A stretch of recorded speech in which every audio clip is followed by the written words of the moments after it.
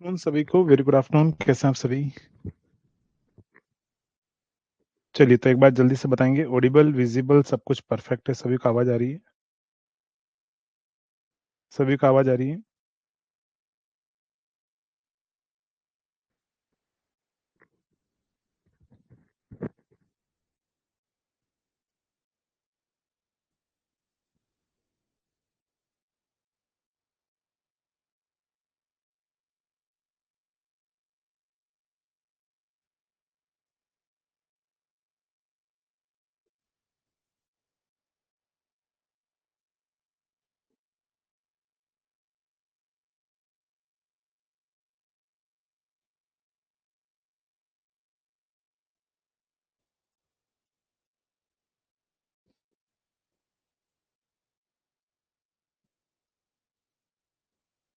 चलिए, तो स्टार्ट किया जाए। तैयार हैं आप सभी?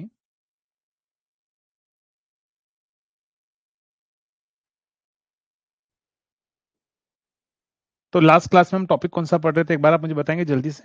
लास्ट क्लास में कौन सा टॉपिक चल रहा था? आई थिंक मेरे हिसाब से कोरोना खत्म हो चुका था ना। लास्ट क्लास में टॉपिक कौन सा चल रहा था, बताओ। कोरोना। क्या टॉपिक चल रहा था? कोरोना।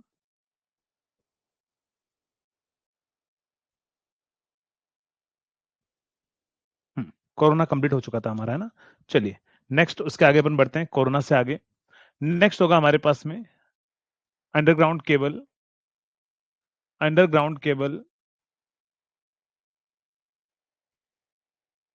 Underground cable. चलिए, अगर मैं अंडरग्राउंड केबल की अगर मैं बात करूं तो अंडरग्राउंड केबल जो है वो क्या होगी, समझना। अंडरग्राउंड केबल की अगर मैं बात करूं तो अंडरग्राउंड केबल जो है वो क्या होगी।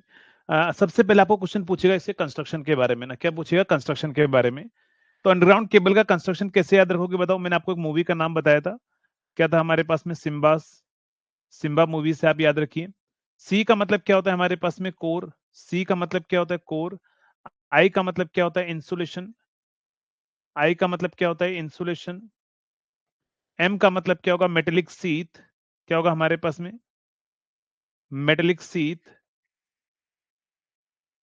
और बी का मतलब क्या होगा? बेडिंग।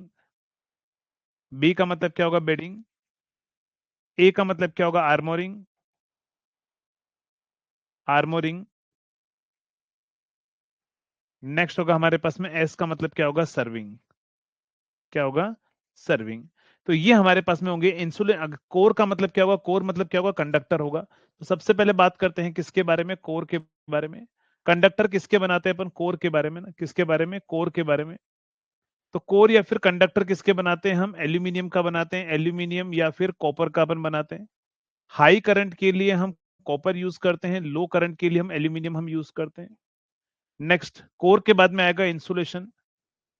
इंसुलेशन जो अपन बनाएंगे वो किसका बनाते हैं, जल्दी से बताओ।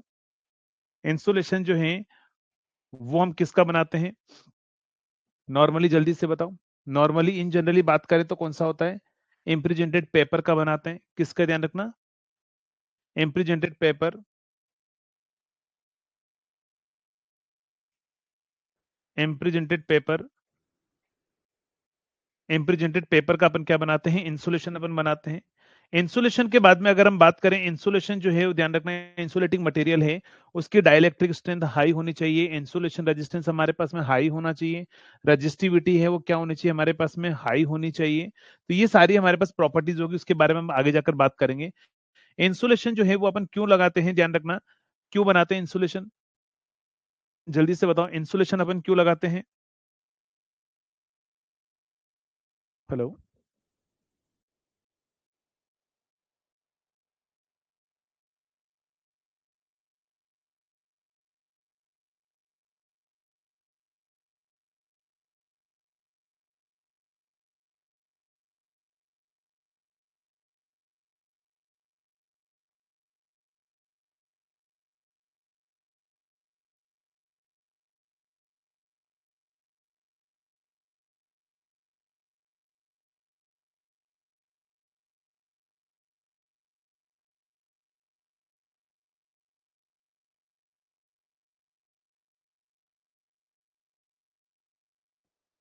चलिए, हाँ, हम किसके बारे में बात करते हैं? इंसुलेशन क्यों लगाते हैं अपन? Prevent from the leakage current, correct. To prevent from leakage current, to prevent from leakage current, from leakage current, leakage current से बचाने के लिए, लीकेज करंट से बचाने के लिए, प्रिवेंट करने के लिए हम क्या लगाते हैं? ध्यान रखना, हम लगाते हैं इंसुलेशन, अपन लगाते हैं ना। To prevent from the leakage current के लिए हम क्या लगाते हैं? हम लगाते हैं इंसुलेशन, हम लगाते हैं। नेक्स्ट अगर मैं बात करूं, इंसुलेशन की थिकनेस किस पर डिपेंड करेगी? थिकनेस ऑफ इंसुलेशन डिपेंड करेगी ऑपरेटिंग वोल्टेज पर। किस पर डिपेंड करेगी? Thickness of insulation, thickness of insulation किस पर डिपेंड करेगी? Insulation is depend on, depends on, कहां पर ध्यान रखना?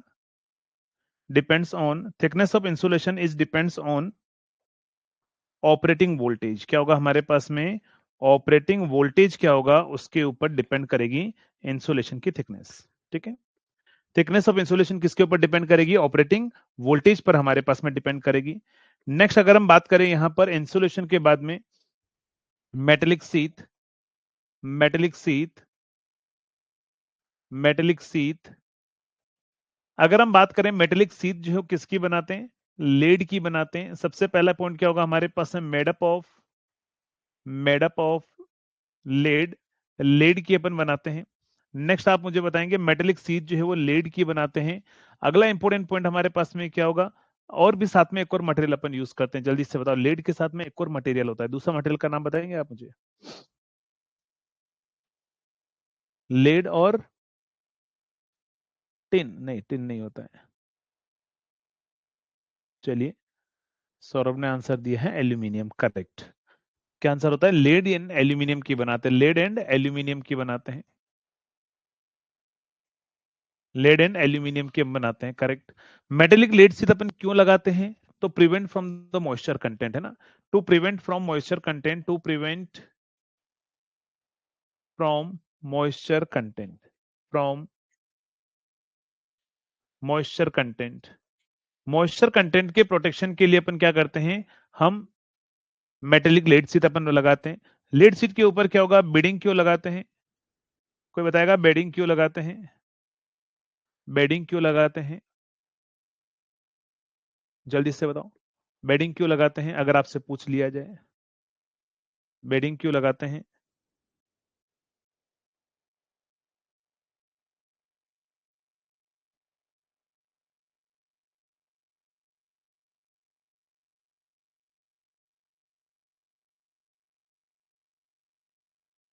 बेडिंग क्यों लगाते हैं? बेडिंग क्यों लगाते हैं? तो to prevent from the corrosion, correct. To prevent from the corrosion. यहां पर और भी लिख सकते हो, कहां पर? मेटेलिक लेड सीट के अंदर मॉइस्चर कंटेंट आप लिख सकते हो, वाटर आप लिख सकते हैं, वाटर लिख सकते हैं, हार्मफुल लिक्विड लिख सकते हैं, हार्मफुल लिक्विड, हार्मफुल लिक्विड आप लिख सकते हो। चलिए, इस बार तो बारिश काफी मजे ले रही है।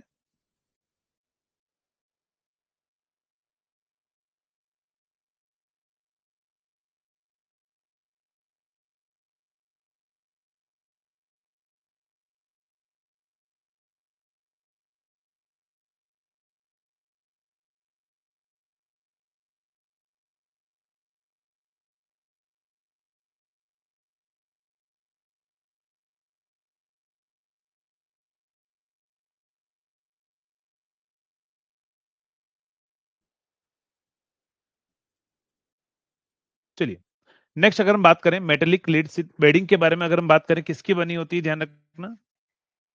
Made up of hessian tape, hessian tape और जूट। किसकी बनी होती है हमारे पास में? हसन टेप और जूट की अपन बनाते हैं। क्यों बनाते हैं? To prevent from corrosion. किसके लिए? ध्यान रखना, to prevent from corrosion, to prevent from corrosion,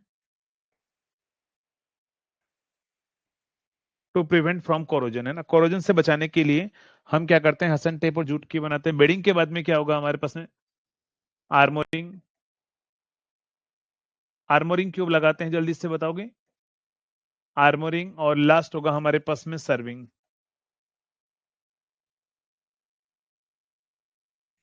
serving. चलिए, आर्मोरिंग क्यों लगाते हैं बताओ एक बार जल्दी से।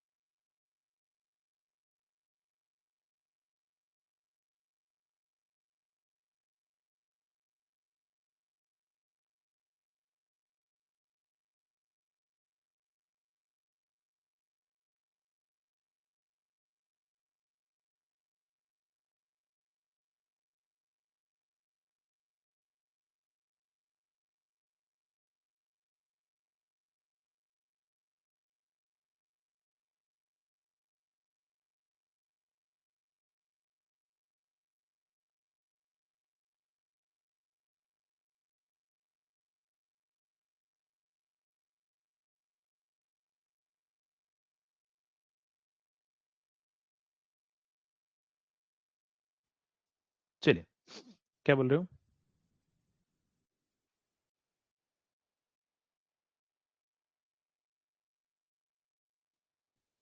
किसके लिए ध्यान रखना, to prevent from mechanical damage, correct. Armouring जो है अपन किसकी बनाते हैं, मेडअप ऑफ किसकी होती है जल्दी से बताओ। मेडअप ऑफ किसकी बनी होती है जल्दी से बताओ। आर्मोरिंग किसकी बनाते हैं, जीआई स्टील की अपन बनाते हैं, correct. Galvanise steel, GI steel की अपन बनाते हैं। और किसकी, prevent from the mechanical damage, prevent from mechanical damage, prevent from mechanical damage, mechanical damage से बचाने के लिए अपन करते हैं। सर्विंग जो है वो क्या करते हैं, सर्विंग अपन जो बनाते हैं, सर्विंग क्यों लगाते हैं ध्यान रखना, तो किसके लिए ध्यान रखना, prevent from the environmental condition, किसको ध्यान रखना, आर्मोरिंग को प्रिवेंट करने के लिए इन्वायरमेंटल कंडीशन है ना। तो यहां पर लिखना है, it provide protection, protection against environmental condition, against environmental condition,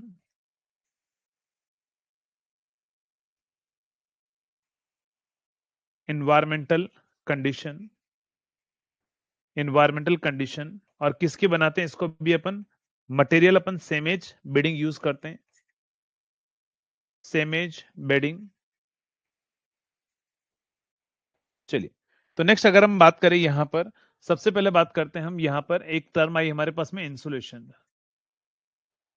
insulation, properties of insulating material क्या होगी ध्यान रखना, प्रॉपर्टी क्या होगी जल्दी से बताओ, प्रॉपर्टी क्या होगी हमारे पास में, इंसुलेटिंग मटेरियल की प्रॉपर्टी क्या होगी, अगर आपको पूछ लिया जाए तो क्या आंसर होगा,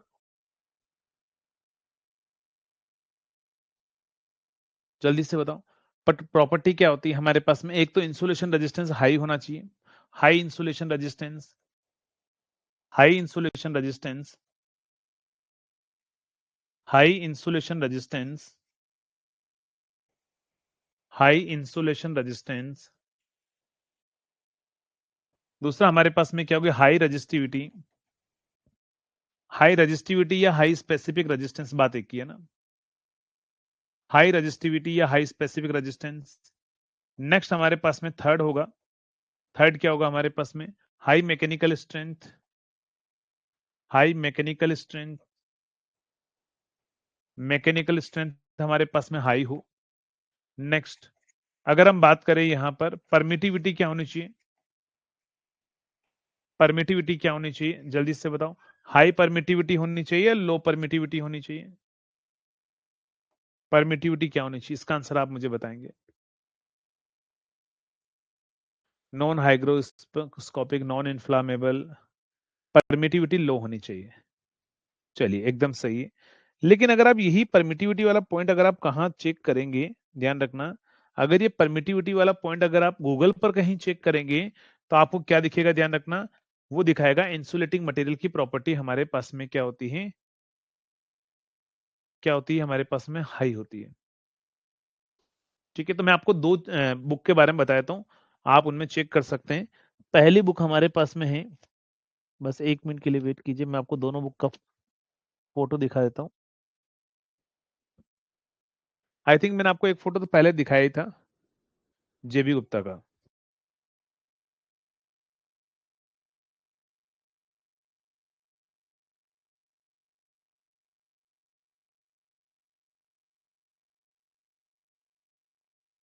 जेबी गुप्ता के अंदर लो परमिटिविटी लिखा हुआ है।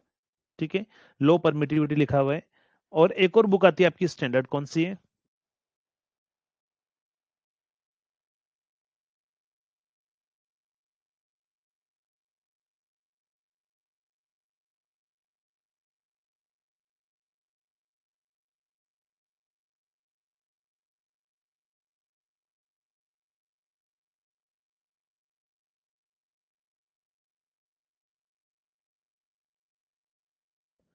एक बुक हमारी आती है कौन सी, सीएल वाधवा।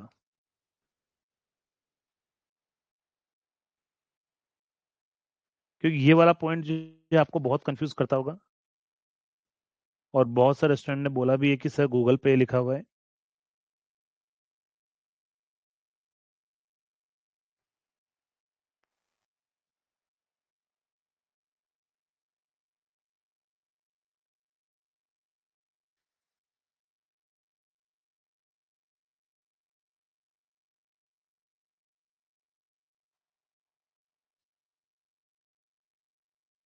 इसने परमिटिविटी के बारे में कोई मेंशन ही नहीं किया हुआ है। सीएल वाधवा ने परमिटिविटी के बारे में कुछ मेंशन ही नहीं किया हुआ है।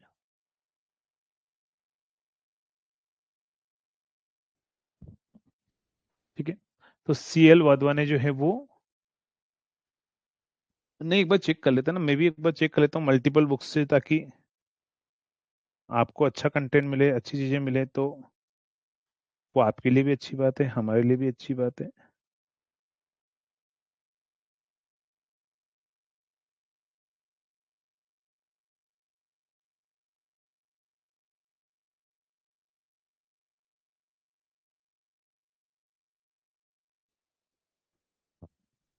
चलिए, गूगल पर लो ही लिखा हुआ है, तो मुझे बहुत सारे स्टूडेंट ऐसा बोल रहे थे, बोले गूगल पर हाई लिखा हुआ है। चलो कोई नहीं, फिर गूगल पर ही लो लिखा हो तो फिर अच्छी बात है। चलिए, तो लो परमिटिविटी बुक्स के हिसाब से अपन लो ही लिखेंगे ना। फिफ्थ अगर हम बात करें, नॉन हाइग्रोस्कोपिक, हाइग्रोस्कोपिक, और क्या होगा हमारे पास, नॉन इन्फ्लामेबल, नॉन इन्फ्लामेबल हमारे पास में होना चाहिए। क्या होना चाहिए, नॉन हाइग्रोस्कोपिक होगा, नॉन इन्फ्लामेबल हमारे पास में होगा, नॉन इन्फ्लामेबल हमारे पास में होगा। नेक्स्ट अगर हम बात करें, फिर यहां पर एक टर्म हमारे पास में आई है, insulation resistance. Insulation resistance, insulation resistance क्या होता है?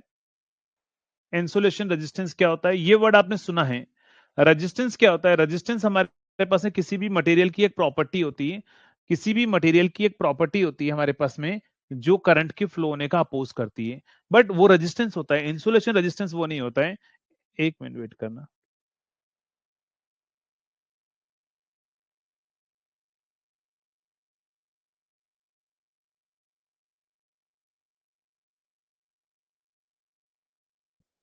चलिए, तो हम बात करें किसके बारे में, ध्यान रखना, इंसुलेशन रेजिस्टेंस के बारे में। तो इंसुलेशन रेजिस्टेंस क्या होता है, ध्यान रखना, ये इंसुलेटिंग मटेरियल की हमारे पास में क्या होती है, एक प्रॉपर्टी होती है जो लीकेज करंट के फ्लो होने का अपोज करती है ना। तो यहां से अगर हम बात करें, it is a property of, it is a property of insulating material, insulating material, insulating material which oppose the flow of, which oppose the flow of leakage current। क्या होगा हमारे पास में, जो लीकेज करंट के फ्लो होने का oppose करेगी। It is a property of insulating material which oppose the flow of leakage current, है ना, लीकेज करंट के फ्लो होने का क्या करेगी, अपोज करेगी। नेक्स्ट अगर हम बात करें इंसुलेशन रेजिस्टेंस का फॉर्मूला हमारे पास में जो होता है वो होता है rho divide by 2 pi L into क्या होता है L N capital D divide by small D. ये फॉर्मूला आपको याद रखना है। यहां पर क्या है ध्यान रखना, तो ये कंडक्टर है और इसके बाहर क्या है, इंसुलेशन है। तो इसका जो डायमीटर है वो हमारे पास में होता है स्मॉल डी, और इसका जो डायमीटर है वो होता है कैपिटल डी। तो कैपिटल डी को अपन बोलते हैं आउटर डायमीटर, क्या बोलते हैं अपन इसको, आउटर डायमीटर। और स्मॉल डी को अपन बोलते हैं इनर डायमीटर, क्या बोलते हैं हम इसको, इनर डायमीटर हमारे पास में होगा। तो ये जो होता है ये होता है थिकनेस ऑफ इंसुलेशन। ये क्या होता है, टी हमारे पास में थिकनेस ऑफ इंसुलेशन होता है। तो यहां से आप थिकनेस को मैच कर दीजिए, अगर आप इन दोनों थिकनेस को अगर आप मिला लेंगे तो यहां पर कैपिटल डी की जो वैल्यू होगी ना वो स्मॉल डी प्लस 2t आप कर दीजिए, क्या होगा, स्मॉल डी प्लस 2t आप कर दीजिए। तो ये हमारे पास में क्या आएगा, ये कैपिटल डी हमारे पास में होगा ना, कैपिटल डी हमारे पास में होगा। नेक्स्ट नेक्स्ट अगर हम बात करें यहां पर इंसुलेशन रेजिस्टेंस के बाद में यहां पर हमारे पास में आता है capacitance of single core cable. किसका फॉर्मूला आएगा, capacitance of single core cable, single core cable, single core cable की अगर हम बात करें तो सिंगल कोर केबल का जो कैपेसिटेंस है वो क्या होता है। तो ये हमारे पास में क्या है, ये केबल है, इसका इनर डायमीटर स्मॉल डी है, आउटर डायमीटर कैपिटल डी है। कैपेसिटेंस का फॉर्मूला जो अपन ने वहां लिखा था ना सेम लिख दो, 2 pi epsilon not epsilon R in divide by क्या होगा L N capital D by small D हो जाएगा बस यहां पर, और कोई चेंजेस नहीं आएगा। तो ये हमारा कैपेसिटेंस का फॉर्मूला होगा। क्या फॉर्मूला होगा, हाँ भी पढ़ेंगे बेटा, सब कुछ पढ़ेंगे अभिषेक, उस पर भी जाएंगे चैप्टर पर, तब मैं आपको पढ़ाऊंगा ना। चलिए, तो अगर हम बात करें यहां पर capacitance of single core cable जो है ये हमारे पास में फॉर्मूला होगा। नेक्स्ट अगर हम बात करें तो नेक्स्ट होगा dielectric strength of dielectric strength, dielectric strength of cable, dielectric strength of cable. तो ये हमारे पास में क्या होगा, ये हमारे पास में मान के चलिए कि ये हमारे पास में क्या है, ये है केबल और ये है इसके बाहर वाला इंसुलेटिंग मटेरियल। ये होगा स्मॉल डी होगा, ये होगा कैपिटल डी हमारे पास में होगा। आप मुझे बताएंगे कि अगर मैं बात करूं यहां पर इसके अंदर ये कंडक्टर है और ये इंसुलेशन है, ये इंसुलेशन है, ध्यान रखिएगा। ये जो लेयर है ये किसकी है, ये इंसुलेटिंग मटेरियल की लेयर है। ये क्या है ध्यान रखना, अंदर जो है ये है इंसुलेशन, इंसुलेशन। तो हाईएस्ट आपको पूछेगा, बताओ हाईएस्ट डाइलेक्ट्रिक फील्ड का स्ट्रेस कहां पर होता है, सबसे ज्यादा इलेक्ट्रिक फील्ड का स्ट्रेस कहां पर होता है, जल्दी से बताओ,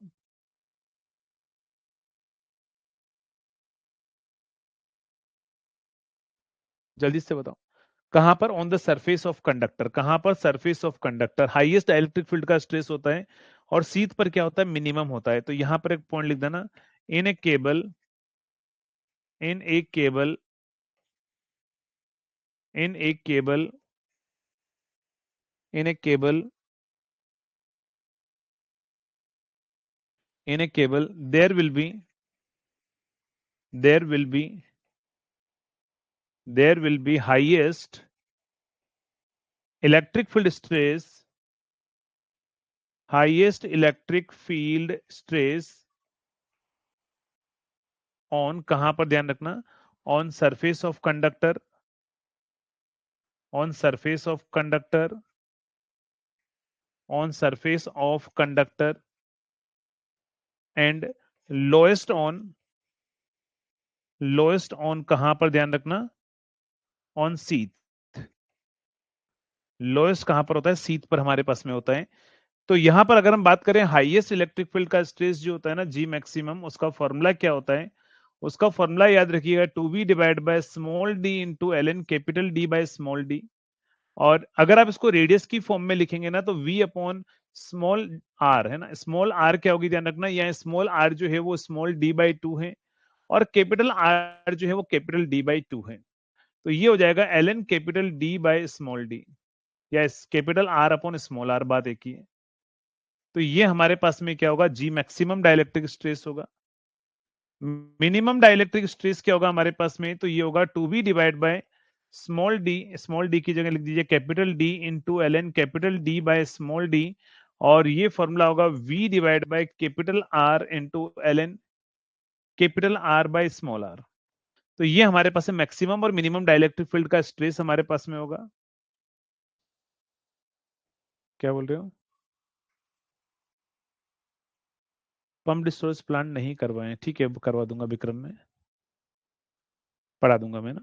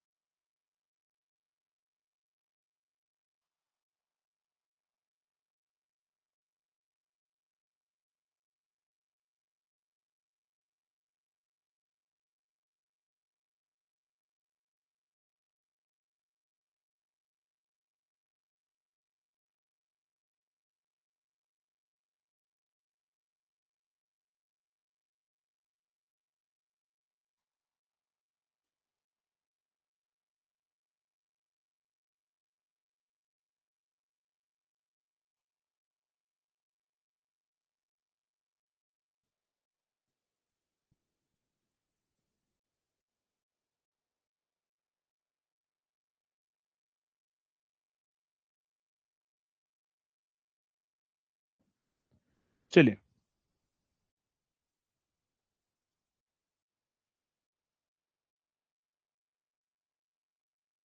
हाँ इसको पोटेंशियल ग्रेडियंट भी बोलते हैं, correct.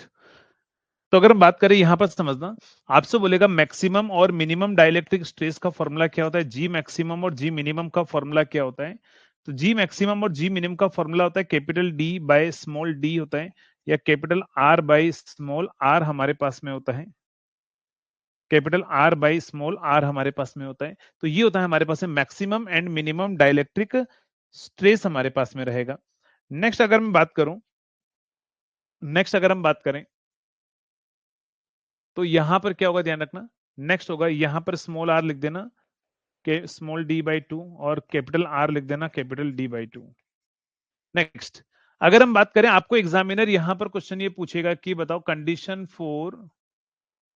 Condition for maximum dielectric stress, maximum dielectric stress, maximum dielectric stress की कंडीशन क्या होती है, condition for maximum dielectric stress क्या होती है, जल्दी से बताओ। या condition, sorry, condition for most economical diameter करो उसको, condition for most economical diameter, most economical diameter, most economical diameter. चलिए, मोस्ट इकोनॉमिकल डायमीटर की कंडीशन क्या होती है ध्यान रखना। तो मोस्ट इकोनॉमिकल डायमीटर की कंडीशन पर हमारे पास में क्या होता है, हमारे पास में क्या होता है, तो ध्यान रखना capital D by small D जो होता है ना वो ई होता है हमारे पास में, या small D by capital D जो होता है वो वन बाई ई होता है, और वो 0.368 हमारे पास में होता है। क्या होता है? 0.368 हमारे पास में होता है। क्या होगा? 0.368 हमारे पास में, 2.71 लिख सकते हो, करेक्ट है। ई को आप लिख सकते हो 2.71 हमारे पास में। आपसे बोल दिया जाएगा value of value of most economical diameter, most economical diameter, value of most economical diameter कहां पर ध्यान रखना, most economical diameter 8, value of maximum dielectric strength, इसलिए value of maximum dielectric stress, maximum dielectric stress on most economical diameter condition. Most economical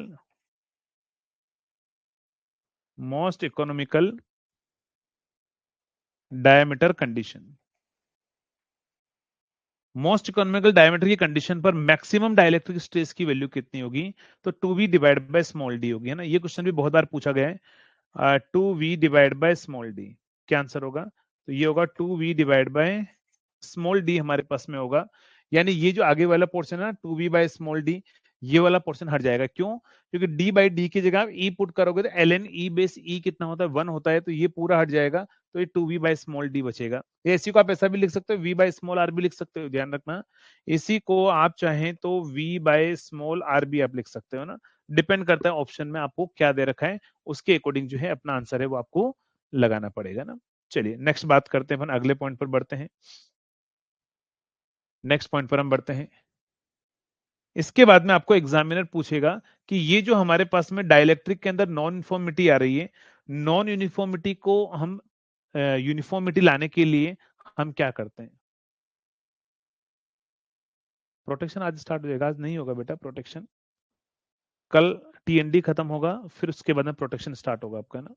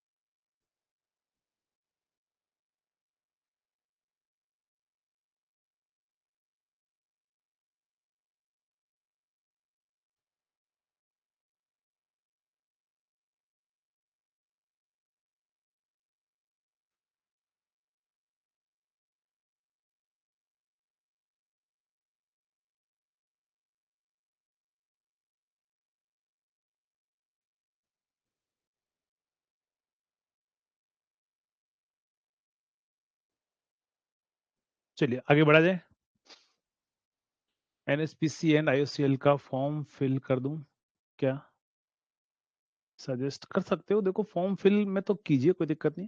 अगर आप capable हैं form fill करने के, अगर आपको लगता है कि आपकी प्रिपरेशन पूरी हो चुकी है, सर सिलेबस मेरा कंप्लीट है, मैं एग्जाम निकाल सकता हूं, तो आप फॉर्म दीजिए। अगर आपको ऐसा लगता है कि आपके अंदर ये फील आ रहा है कि मेरा सिलेबस अभी कंप्लीट नहीं है, अभी तो मैंने 3 सब्जेक्ट ही पढ़े हैं या 4 सब्जेक्ट ही पढ़े हैं, तो फिर फॉर्म का पैसा बिगाड़ने का भी कोई मतलब नहीं है, क्योंकि इंडिया में हर महीने कोई ना कोई पीएसयू का नोटिफिकेशन आपको देखने को मिलता है। तो वो आपको अपने आप को जो है वो क्या करना है, कांच के सामने खड़ा करना और अपने आप से बात करना कि भाई तुम कैपेबल हो, क्या तुम्हें चीजें आती हैं। क्योंकि ऐसे फॉर्म भरने से काम नहीं चलता ना, कि प्रिपरेशन नहीं है और फॉर्म फिल कर दो, फिर फॉर्म फिल कर दो, आपको तो प्रिपरेशन नहीं है, फॉर्म फिल कर दिया, रिजल्ट आएगा, सिलेक्शन नहीं होगा, तो क्या आएगा? डीमोटिवेशन आएगा, अरे यार मेरा तो सिलेक्शन ही नहीं हुआ। तो वो एक डीमोटिवेशन का कारण होता है। तो मेरा ये मानना है कि जब तक आपकी प्रिपरेशन फुल ना हो, सिलेबस कंप्लीट ना हो, टिल देन कोई फॉर्म फिल मत कीजिए। 6 महीने आए हो सीखने के लिए, 6 महीने सीखिए बस, और कुछ नहीं है। ठीक है, समझ में आ गया सूरज? तो आप अपने आप से एक बार पूछिए कि आपकी प्रिपरेशन है कि नहीं है तो भर दो, कोई दिक्कत नहीं है। यहां पर आ जाओ फिर से। हाँ, हम बात कर रहे थे कि हमारे पास में क्या होगा, ध्यान रखना। तो मैंने क्या बोला, यूनिफॉर्मिटी इन डाइलेक्ट्रिक स्ट्रेस को अचीव करने के लिए ना। अच्छा, प्रवीण बोल रहे हैं आप वाकई में पंकज त्रिपाठी हैं? अच्छा, सच में ऐसा लगता हूँ क्या मैं? अप्लाई कर दूं मिर्जापुर नेक्स्ट आने वाले सीजन के अंदर, कौन सा आ रहा है? अगर आप बोलो तो मैं अप्लाई कर लेता हूँ, कोई दिक्कत ही नहीं है इसमें। ईएमएफटी नहीं हुआ है, कोई दिक्कत नहीं, फॉर्म फिल कीजिए आराम से। ईएमएफटी ज्यादा फर्क नहीं पड़ता, एक आध क्वेश्चन जो है वो पूछा जाएगा, और ज्यादा नहीं पूछेगा ना। ज्योति ने बोला कि पंकज त्रिपाठी कौन है? ज्योति का है ना, डिग्री विग्री छीन ली जाए ना, इंजीनियर होते हुए ये नहीं पता है कि पंकज त्रिपाठी कौन है यार, ऐसे मत करो, अच्छे कलाकार है वो। बहुत सारों को नहीं पता है कौन है पंकज त्रिपाठी। अरे भैया कालीन भैया याद करते हो, कालीन भैया याद है? पंकज त्रिपाठी नहीं याद है, कालीन भैया तो याद है आपको, कि वो भी याद नहीं है?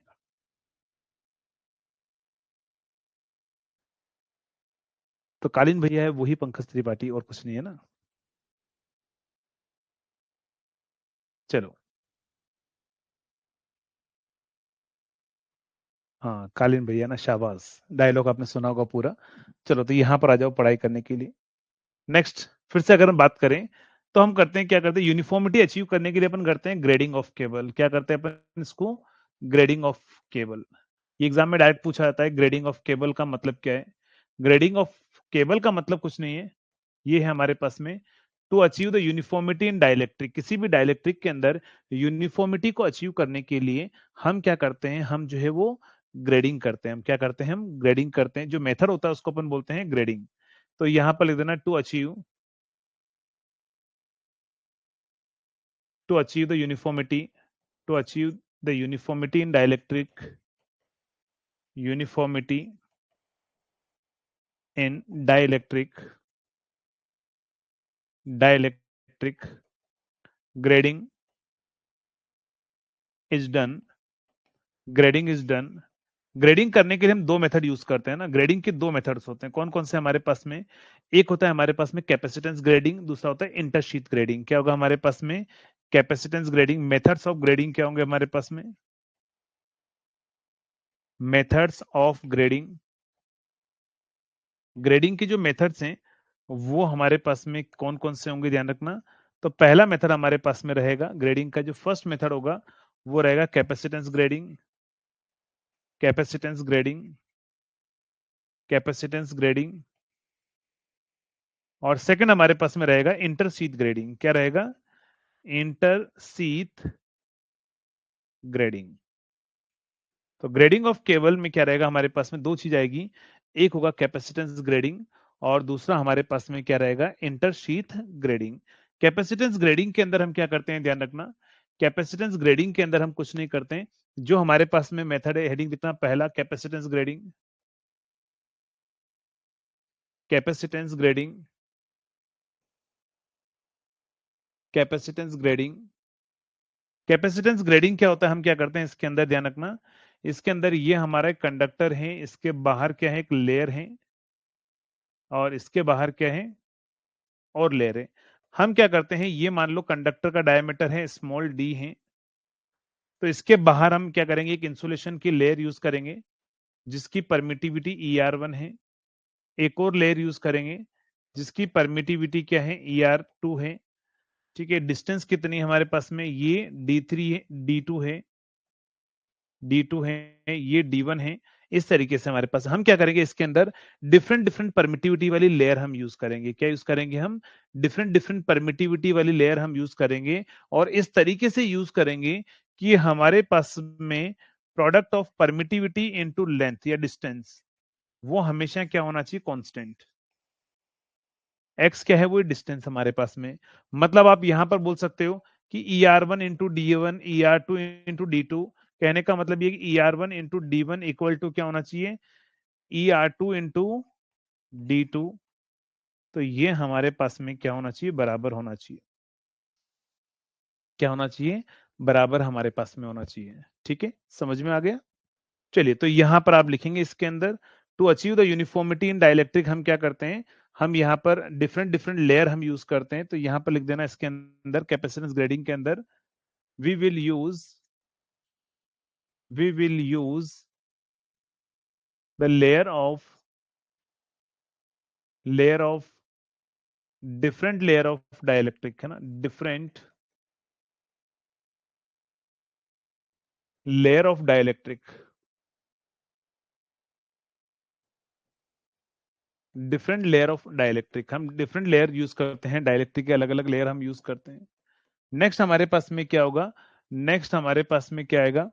तो अगर मैं बात करूं, आपको एग्जामिनर क्वेश्चन ये पूछ लेगा कि बताओ ER1, ER2 और ER3, मान लो 3 लेयर हैं, बताओ सबसे हाईएस्ट किसकी वैल्यू होगी? कौन सी वाली लेयर? ये जो लास्ट वाली लेयर है उसका ER3 है मान लो, तो किसकी परमिटिविटी सबसे हाईएस्ट होगी?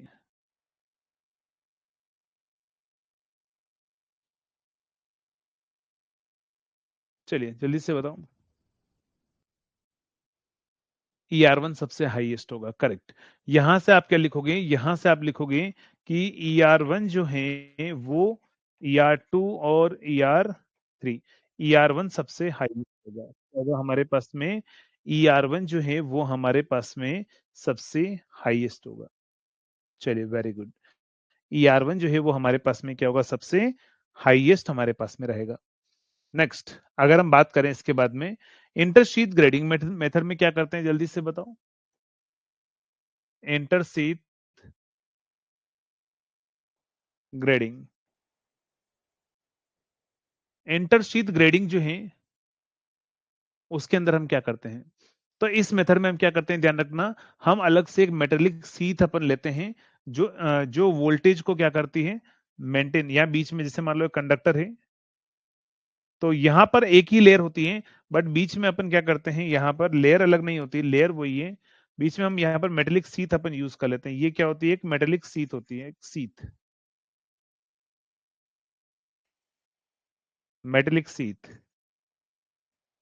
मेटेलिक सीथ यूज कर लेते हैं, जो क्या करती है? पोटेंशियल को सेम मेंटेन करने का काम करती है ना। एक मोटिवेशन शायरी हो जाए, जरूर होगी मोटिवेशन शायरी, वो भी करेंगे। एक बार इसको अपन लिख देते हैं। इसके अंदर अपन क्या करते हैं? In this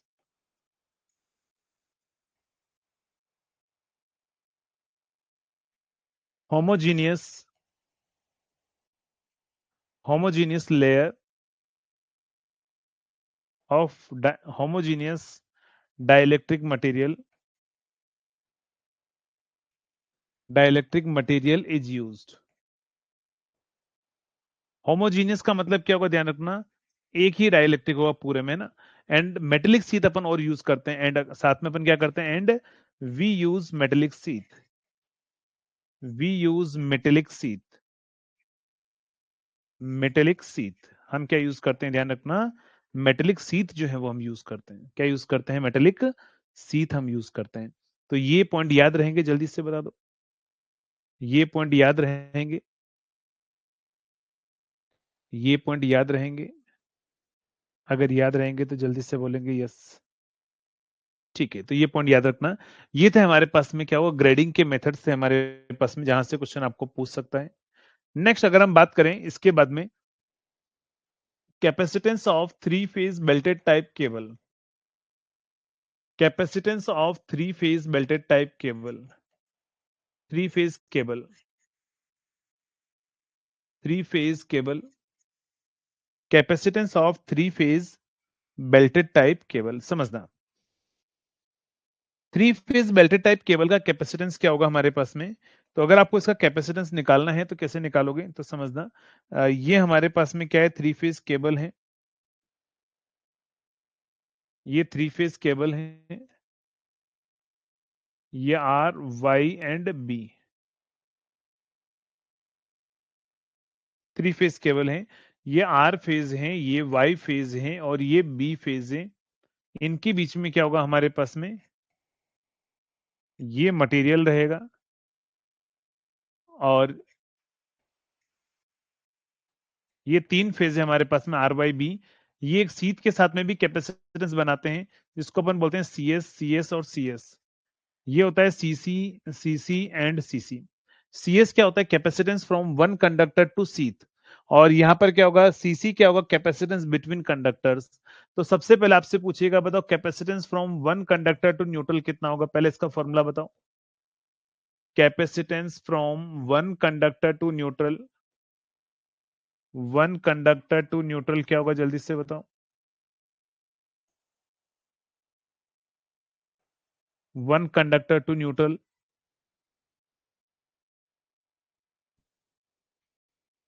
C S plus क्या होगा हमारे पास में? Three C C. Capacitance from one conductor to neutral क्या होगा हमारे पास में, तो CS प्लस क्या होगा हमारे पास में 3cc हमारे पास में रहेगा। करेक्ट, पहला क्वेश्चन आपको यही पूछेगा। अगर चार्जिंग करंट पूछ लेना, चार्जिंग करंट, तो फिर वो क्या होगा 2πfc, कल ही मैंने आपको फॉर्मूला लिखाया था, CN इंटू वी फेस कर देना, तो यहां से चार्जिंग करंट आ जाएगा। नेक्स्ट अब आपसे पूछेगा, बताओ कैपेसिटेंस, तीन केस होते हैं इसके, उनके फॉर्मूले बताएंगे। तीन केस होते हैं, तीन केस हमारे पास में होते हैं। Capacitance between two conductor when third conductor is shorted with the sheath. Answer बताओ जल्दी से। मैथ्स के लेक्चर कब से होंगे? बस दो क्लास और है आपकी केमिस्ट्री की, 2 दिन बाद से, ठीक है? 2 दिन बाद से आपका मैथ्स होगा, केमिस्ट्री खत्म हो जाएगा।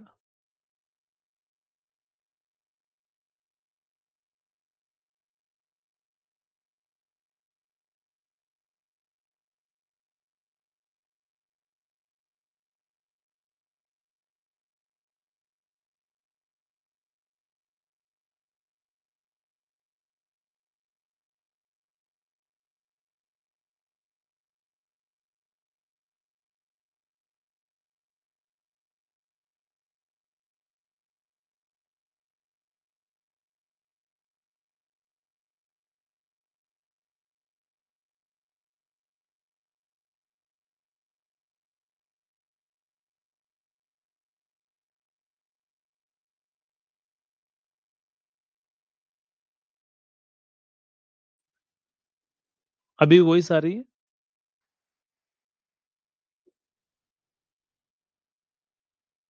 अभी वही सारी जल्दी से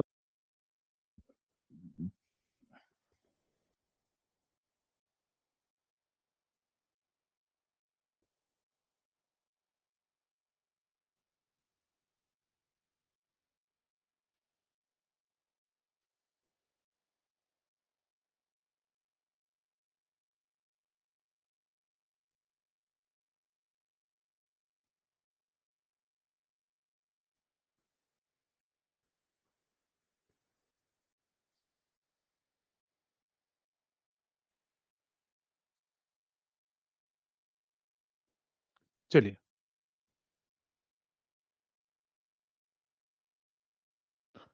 चार्जिंग करंट का फॉर्मूला दिखा दीजिए। अरे कल की क्लास में ही लिखाया था मैंने आपको बताया था चार्जिंग करंट जो है वो क्या होता है, V बाय एक्सी से निकालते हैं। एक्सी 1/ओमेगा c होता है, और ओमेगा की जगह 2πf लिख दो, तो 2πf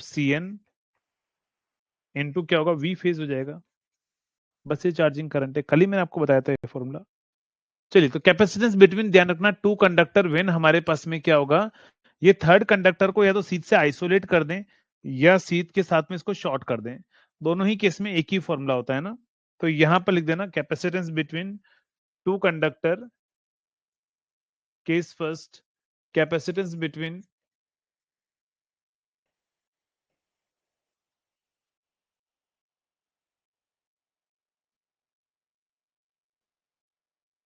capacitance between two conductor when third conductor third conductor is isolated from sheath,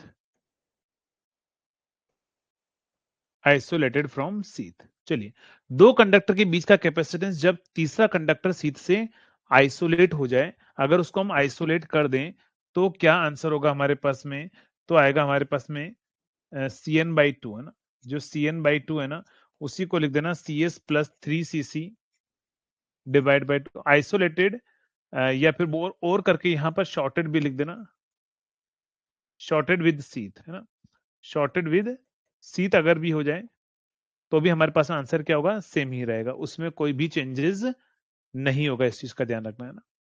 चलिए नेक्स्ट, अगर हम बात करें इसके अंदर केस फर्स्ट के बाद में केस सेकंड जो होगा, वो होगा हमारे पास में कैपेसिटेंस बिटवीन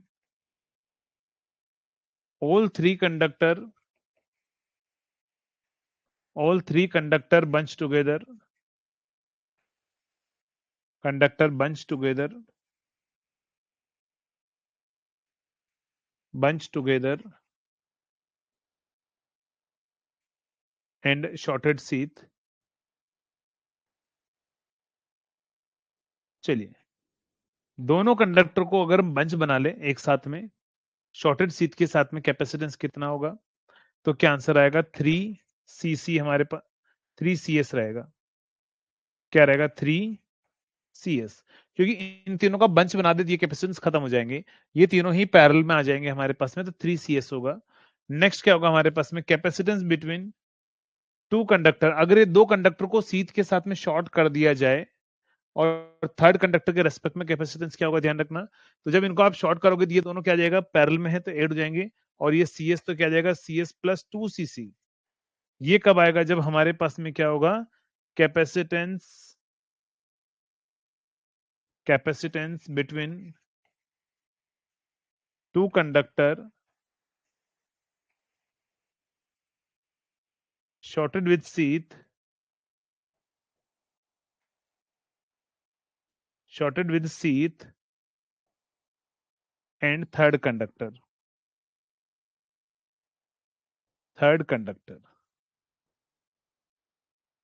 चलो, तो ये आपको क्या करना है? ये सारी चीजें आपको क्या करनी है?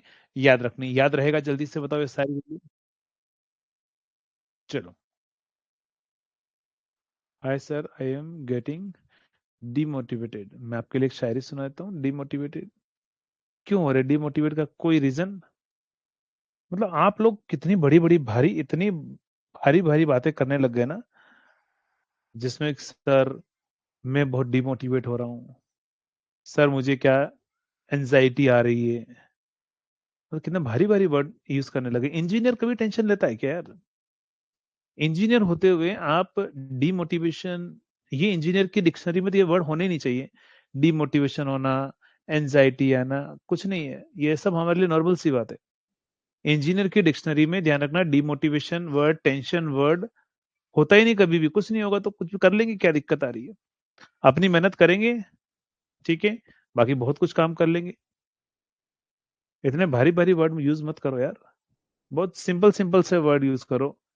We are happy sir, not कोई डाउट, कोई दिक्कत नहीं सर, हमारी मेहनत हम कर रहे हैं और अपना बेस्ट हम देकर आएंगे पेपर के अंदर, और जैसा भी होगा रिजल्ट है वो हमें एक्सेप्ट होगा, नहीं होगा कोई दिक्कत नहीं, फिर से मेहनत करेंगे। लेकिन हाँ, जब तक मेहनत करते रहेंगे तब तक हारेंगे नहीं, तब तक मेहनत करेंगे। ये होता है एक डेडिकेशन। एक होता है सर डीमोटिवेशन आ रहा है, आधा तो पता आपका एग्जाम क्लियर इसकी वजह से नहीं होता है। ये 3-4 वर्ड पता नहीं कौन कौन आपको बोल देता है। कभी आपने मेरे मुंह से सुना है? पिछला 1 साल हो गया, 1 ईयर कंप्लीट हो जाएगा 10 तारीख को। 1 ईयर, पिछले 1 ईयर से मैं बोल रहा हूँ कि मैंने 5 घंटे से ज्यादा नींद नहीं ली। सिर्फ संडे को कभी कभार मैं ले लेता हूँ, ओनली 5। और बहुत बार तो ऐसा भी रहा होगा जिसमें 6 मंथों 4 घंटे ही नींद ली होगी। क्या मेरे मुंह से कभी आपने सुना कि डीमोटिवेशन आ रहा है? मैंने कभी आपको बोला कि यार आज बहुत डीमोटिवेशन आ रहा है? कभी सुना है क्या? नहीं ना। पिछले 1 साल से, 1 साल तक अगर मैं आपको बोल दूं कंटिन्यूअसली 4 घंटे सोना है, निकाल लोगे? नहीं निकाल पाओगे। उसके लिए चाहिए एक डेडिकेशन, एक प्रॉपर डेडिकेशन। एक एम होना चाहिए आगे का कि मुझे क्या करना है आगे, मुझे कहां तक पहुंचना है। हमारा एम ये है कि दाल रोटी मिल जाए बस, बहुत अच्छी बात है। इस छोटे से एम के साथ में बड़े बड़े सपने पूरे नहीं किए जाते। सपना आपने देखा है कि भैया मुझे वो सपना वो हासिल करना है, और मेहनत इतनी सी है, तो थोड़ी ना आपके पास में जो सिलेक्शन होगा। अगर सपना वो देखा है ना, तो मेहनत भी उतनी होनी चाहिए, और उतनी मेहनत करो कि समय ना बचे कि सोचने के लिए कि मुझे डिमोटिवेशन आ रहा है नहीं आ रहा है, मुझे एंजाइटी नहीं हो रही। समय कहाँ से आता है इतनी बातें सोचने के लिए? समय नहीं होना चाहिए आपके पास में। इतना बिजी अपने आप को रखो कि ये भी समय ना है कि कोई बुखार उखार भी आके तो वो आके चला जाए कि यार चलो ये तो हमारी भी केयर नहीं कर रहा है, बुखार की भी केयर नहीं कर रहा है, इसके साथ में रह के क्या करेंगे। ऐसा डेडिकेशन होना चाहिए आपके पास में। आपको थोड़ा सा भी कुछ होता है बस आलस, ऐसा नहीं चलता बेटा काम। कोई डिमोटिवेशन आपकी कोई चीज नहीं होती है। कभी आपने अपने पेरेंट्स के नाम से सुना, मुंह से सुना है वर्ड? आप मुझे बताओ, इतने बड़े हो गए, 20 साल के होने को आए हो, आपने कभी अपने पेरेंट्स के मुंह से सुना है ये वर्ड कि बहुत डिमोटिवेशन आ रहा है? कभी सुना है?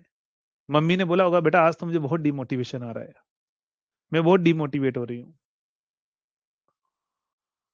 बहुत बार जिंदगी में उनके भी लाइफ में ऐसा आया होगा वर्ड, बहुत बार वो दुखी होंगे, लेकिन कभी ऐसा नहीं बोला होगा उन्होंने डिमोटिवेशन आ रहा है। ठीक है, कल हम मेहनत करेंगे फिर से, क्या दिक्कत है? तो ये वर्ड कुछ नहीं होते, इनको वर्ड को डिक्शनरी से हटा दो कि हमारी डिक्शनरी में डीमोटिवेशन होना, एंजाइटी आना, ये जो 3-4 वर्ड है ना जो आप यूज करते हो, वो है ही नहीं। कुछ नहीं सर, मेहनत करेंगे, कल फिर से मेहनत करेंगे, क्या दिक्कत आ रही है? आज नहीं तो कल, कभी न कभी तो होगा, ऊपर वाले ने भेजा है यहाँ पर तो कुछ ही सोच के भेजा होगा ना करने के लिए। फिर अगर आप मेरी जगह होते तो क्या होता? जब आप सोचिए कि मेरी जगह अगर आप होते, मैं आपको बता रहा हूँ, बीच में एक किस्सा आया था जो हमारा ये जो स्टार्ट किया था मैंने तब बीच में कम से कम मैं बता रहा हूँ आपको, है ना, 15 दिन ऐसे निकले थे। कोचिंग स्टार्ट की थी उसके थोड़े ही दिन बाद में कंटिन्यूअसली 15 डेज ऐसे निकले थे जिसमें एक भी एडमिशन नहीं था। पूरे महीने में देखा था मैंने, पूरे महीने में 5 एडमिशन हुए थे, बीच में एक ऐसा महीना आया था, एक मंथ आया था। अगर आप मेरी जगह होते तो क्या करते? जब 15 दिन तक एक एडमिशन नहीं होना कोचिंग के अंदर, 15 दिन तक काम करना फ्री में, क्या करते आप? आप छोड़ देते उसी टाइम पर कि यार सर नहीं करना है, मुझे तो करना ही नहीं है, मेरा बस का ही नहीं है। लेकिन ऐसा नहीं होता ना, मेहनत करते रहो ना। मेहनत करता रहा, मैंने कहा चलो आज नहीं तो कल, कभी ना कभी तो बच्चों को अच्छा लगेगा। तो मेहनत कभी कमी नहीं करना है ना। मेहनत जब आप करते रहोगे तो डिमोटिवेशन कभी नहीं आएगा। डिमोटिवेशन आता है, क्यों आता है? आप मुझे बताओ, डिमोटिवेशन, चलो आप इस पर आज पीएचडी भी अपन कर लेते हैं। डिमोटिवेशन क्यों आ रहा है, रीजन आप मुझे बताओगे?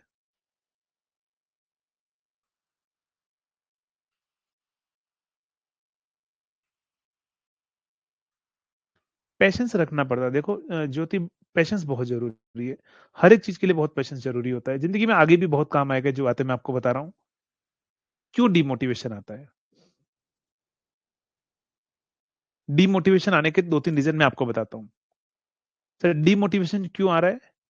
एक तो हम क्या करते हैं, हम छोटा सा टारगेट बनाते हैं। छोटे सा टारगेट में अगर हमने उस मुकाम को हासिल कर लिया तो बहुत अच्छी बात है। अगर उस टाइम ड्यूरेशन में अगर हमने अपना मुकाम को हासिल नहीं किया और अगर फेल हो गए, तो फिर हमें लगता है कि हम इसके बस के नहीं है। आप छोटा टारगेट बनाते हो, सबसे बड़ी गलती आपकी ये है। आप छोटा टारगेट बनाते हो और उसके बाद में जब उसमें फेल हो जाते हैं तो फिर डिमोटिवेशन आता है। दूसरा डिमोटिवेशन क्यों आता है? क्यों? क्योंकि हमारे पास में जो है वो नंबर अच्छे नहीं आ रहे टेस्ट के अंदर सर। अब टेस्ट के नंबर अच्छे नहीं आ रहे हैं तो डिमोटिवेशन आ रहा है। तो आप मुझे बताओ, इस मोटिवेशन डिमोटिवेशन को मोटिवेशन में कैसे बदलोगे? कोई जादू तो है नहीं हमारे पास में, सर नंबर कम आ रहे हैं, सर मेहनत करेंगे, नंबर बढ़ाएंगे, अगले टेस्ट में अच्छे नंबर लेकर आएंगे, मोटिवेशन आएगा हमें कि चलो ठीक है, इस बार अच्छे नंबर आए, ठीक है, अपने आप को हम अप्रिशिएट करेंगे। तो डिमोटिवेशन अगर आ रहा है तो उसके कारण लिखो पहले, तो सबसे पहले कभी भी ध्यान रखना, आपको कभी भी ऐसा लगे ना कि यार डिमोटिवेशन आ रहा है या ये हो रहा है, कारण लिखो, रीजन। अपने आप से पूछना कि क्यों डिमोटिवेटेड है। आपसे अपने आप से पूछना कि क्यों डिमोटिवेटेड है। जिसको भी आप में से किसी को डिमोटिवेशन आ रहा है, आप मुझे रीजन बताइए। कोई भी रीजन बता सकते हो? चलो, जिन जिनको डिमोटिवेशन आता है वो अपने डिमोटिवेशन के कारण बताएंगे मुझे।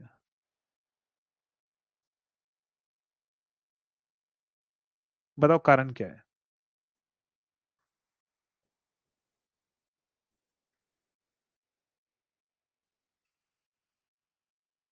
पापा को काम करना पड़ रहा है बेटा।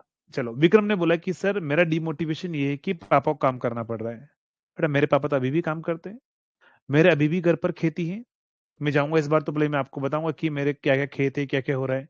अभी भी पापा उस पूरी खेती को संभालते हैं और काम कर रहे हैं।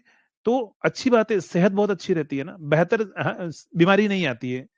अगर आप उनको घर पे बिठा दोगे ना तो बेटा वो बीमारी आ जाएगी, बुढ़ापे में तो और जल्दी बीमारी लगती है। तो थोड़ा बहुत वो घूम फिर रहे हैं, थोड़ा बहुत जितना हो पा रहा है वो कर रहे हैं, तो अच्छी बात है उनकी सेहत के लिए। क्या करोगे आप लोग, काम करना बंद कर दोगे? नहीं करोगे ना। काम कर रहे हैं, कोई दिक्कत नहीं, कर रहे हैं अभी, जब तक उनके लाइफ में लिखा हुआ है वो काम कर रहे हैं। आगे जाकर जो है वो क्या होगा, आप जब काम संभाल लेंगे तो थोड़ा काम कम करेंगे, लेकिन काम तो करना होता है ना, मनुष्य जीवन में आए हैं तो कर्म करना पड़ेगा बेटा। टाइम से जॉब नहीं मिल रही इसलिए डिमोटिवेशन आ रहा है। आपको किसने बताया था? हिमांशी ने बोला कि चलिए कि टाइम से जॉब नहीं मिल रही है इसलिए हमारे पास में हमें डिमोटिवेशन आ रहा है। हिमांशी बेटा, आपने कितने टाइम में आपको जॉब मिल जाएगी, ये आप मुझे बता सकते हो? कितने टाइम में आपको जॉब मिल जाएगी?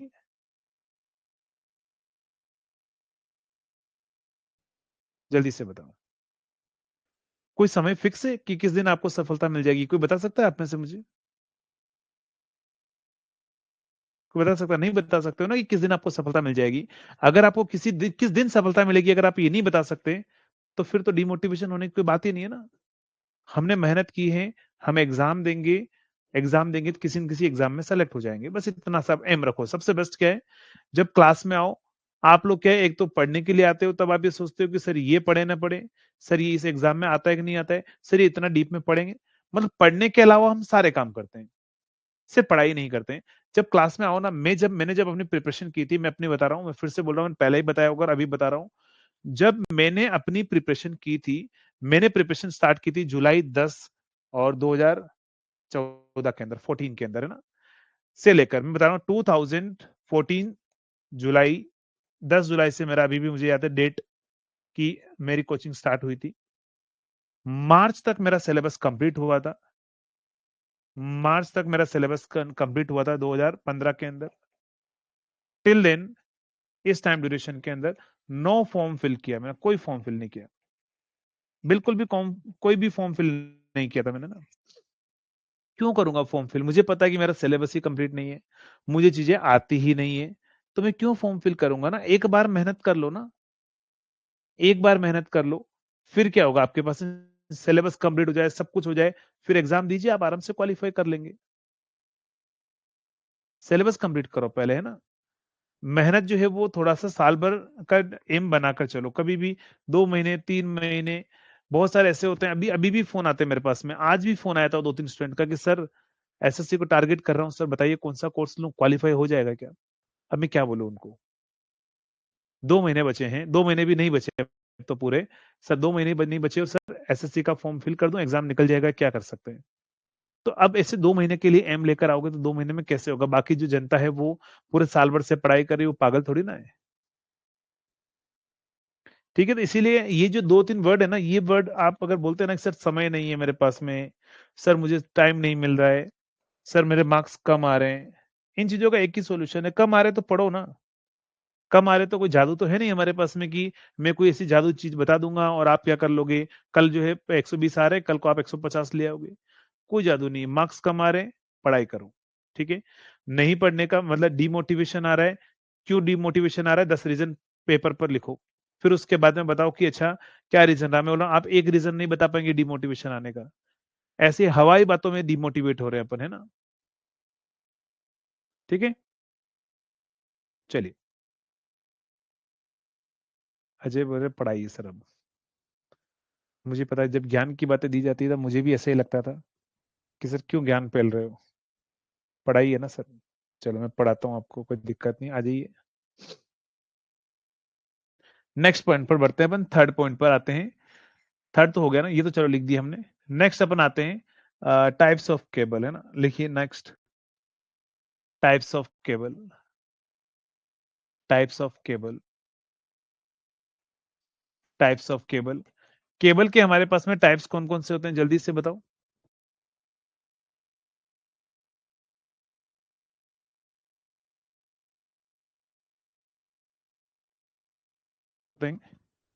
टाइप्स ऑफ केबल कौन कौन सी होती हैं?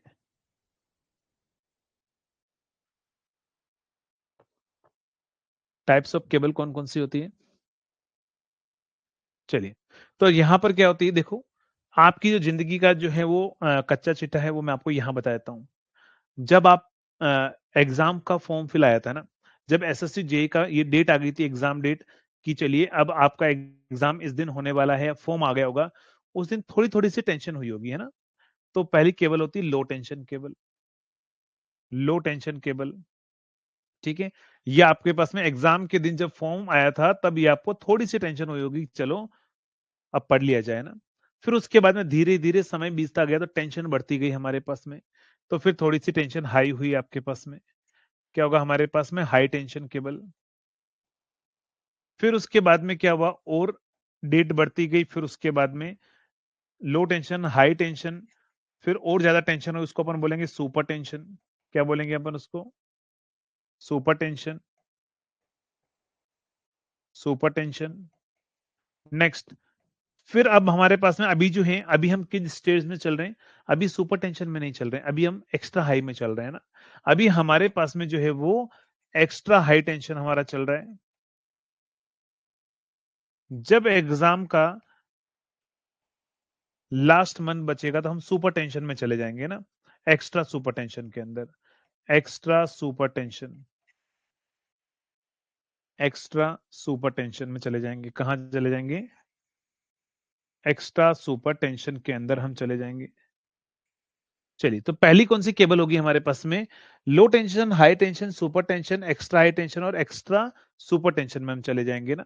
तो यहां पर लो टेंशन जो है वो 1 केवी तक होता है, हाई टेंशन 11 केवी तक होता है, अप टू 33 केवी तक होता है, अप टू 66 केवी होता है, अप टू 66 केवी हमारे पास में होता है।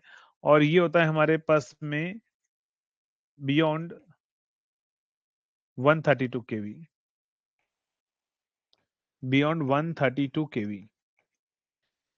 चलिए, तो ये हमारे पास में वोल्टेज रेंज जो है वो आपको क्या करना है, आपको याद रखना पड़ेगा ना।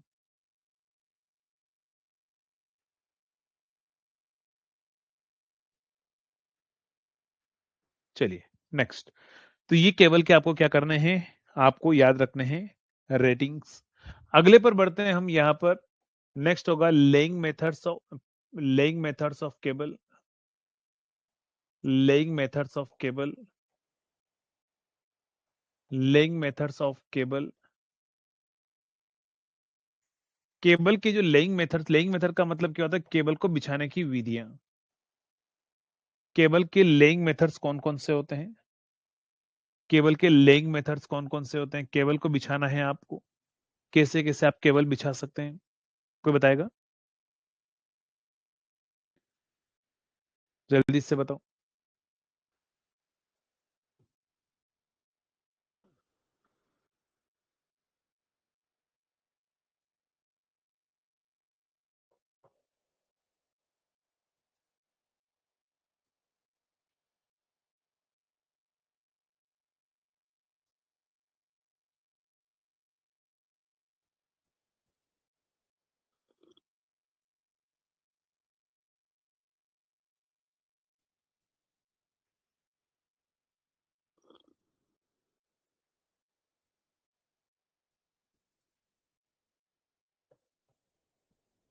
चलिए,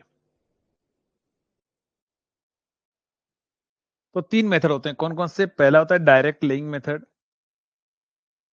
direct laying method, direct laying method. दूसरा हमारे पास में क्या होता है बताओ? दूसरा होता है ड्रॉइंग सिस्टम, ड्रॉइंग सिस्टम। और नेक्स्ट क्या होता है? Solid state system, solid state system, solid state system. चलिए, डायरेक्ट लिंक मेथड जो है, आप मुझे बताओ, ये जो मेथड है हमारे पास में, आपसे पूछेगा मोस्ट कॉमनली यूज्ड मेथड कौन सा है, जल्दी से बताओ।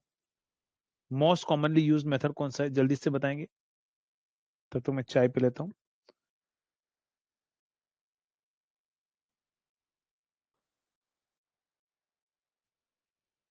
हेलो।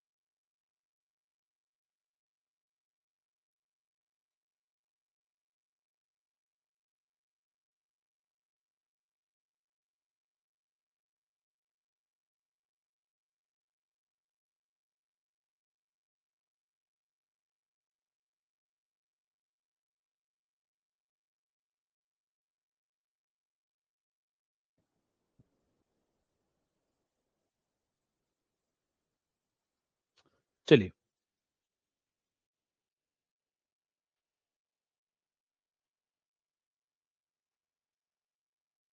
अच्छा मुझे कॉल किया, हाँ मुझे एक स्टूडेंट ने कॉल किया अभी, मुझे कॉल ये किया कि सर एक डाउट है। मैंने कहा हाँ, बताइए। बोले सर डाउट ये है कि टर्न्स रेशियो और ट्रांसफॉर्मेशन रेशियो जो है ना, उसमें क्या दिक्कत है, उसमें मतलब क्या अंतर है, मतलब कुछ नहीं सर, मैंने आपको जो तरीका बताया वैसे करना है ना, टर्न्स और ट्रांसफॉर्मेशन रेशियो के चक्कर में नहीं पड़ना है। जिससे मैंने तरीका बताया n1/n2 या n2/n1 लेकर सॉल्व करना है, उसी से क्वेश्चन करने हैं। चलिए, डायरेक्ट लेइंग मेथड जो होता है ना, ये most common use, mostly used method होता है ना, mostly used method, mostly used method. इसको अपन कहाँ यूज करते हैं, यूज्ड इन लार्ज या highly populated area, highly populated area.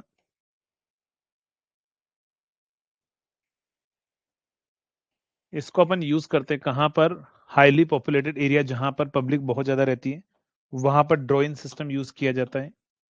Next, यहाँ पर जो ड्रॉइंग सिस्टम में जो हम केबल लगाते हैं ना, उसमें आर्मोरिंग की नीड नहीं पड़ती। क्यों? क्योंकि इसको ऑलरेडी पाइप के अंदर जो है वो ट्रांसमिट किया जाता है। तो यहाँ पर लिख देना, armouring is not required, armouring is not required, armouring is not required. यहां पर आर्मोरिंग रिक्वायरमेंट होती है, ध्यान रखना। यहां पर क्या होगा, आर्मोरिंग is required, armouring is required. चलिए, जल्दी से बताओ, अगर डायरेक्ट लेइंग मेथड के अंदर फोल्ट लोकेशन को डिटेक्ट करना हमारे लिए क्या होता है, जल्दी से बताओ। आसान होता है, डिफिकल्ट होता है, इसके ड्रॉबैक्स क्या क्या है, जल्दी से बताओ।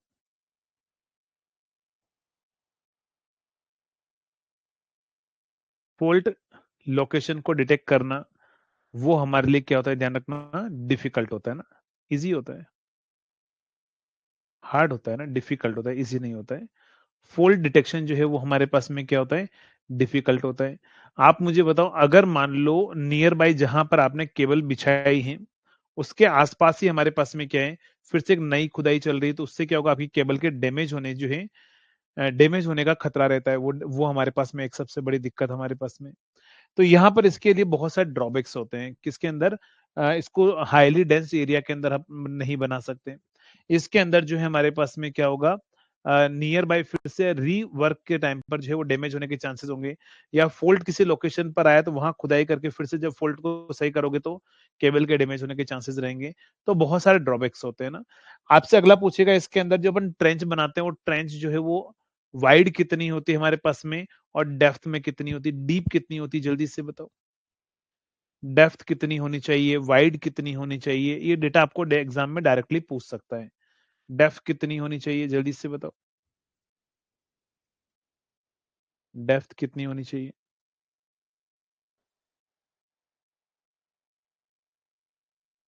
1.2 मीटर इन डीप, और वाइड क्या होनी चाहिए, 0.5 मीटर हमारे पास में वाइड होनी चाहिए, करेक्ट।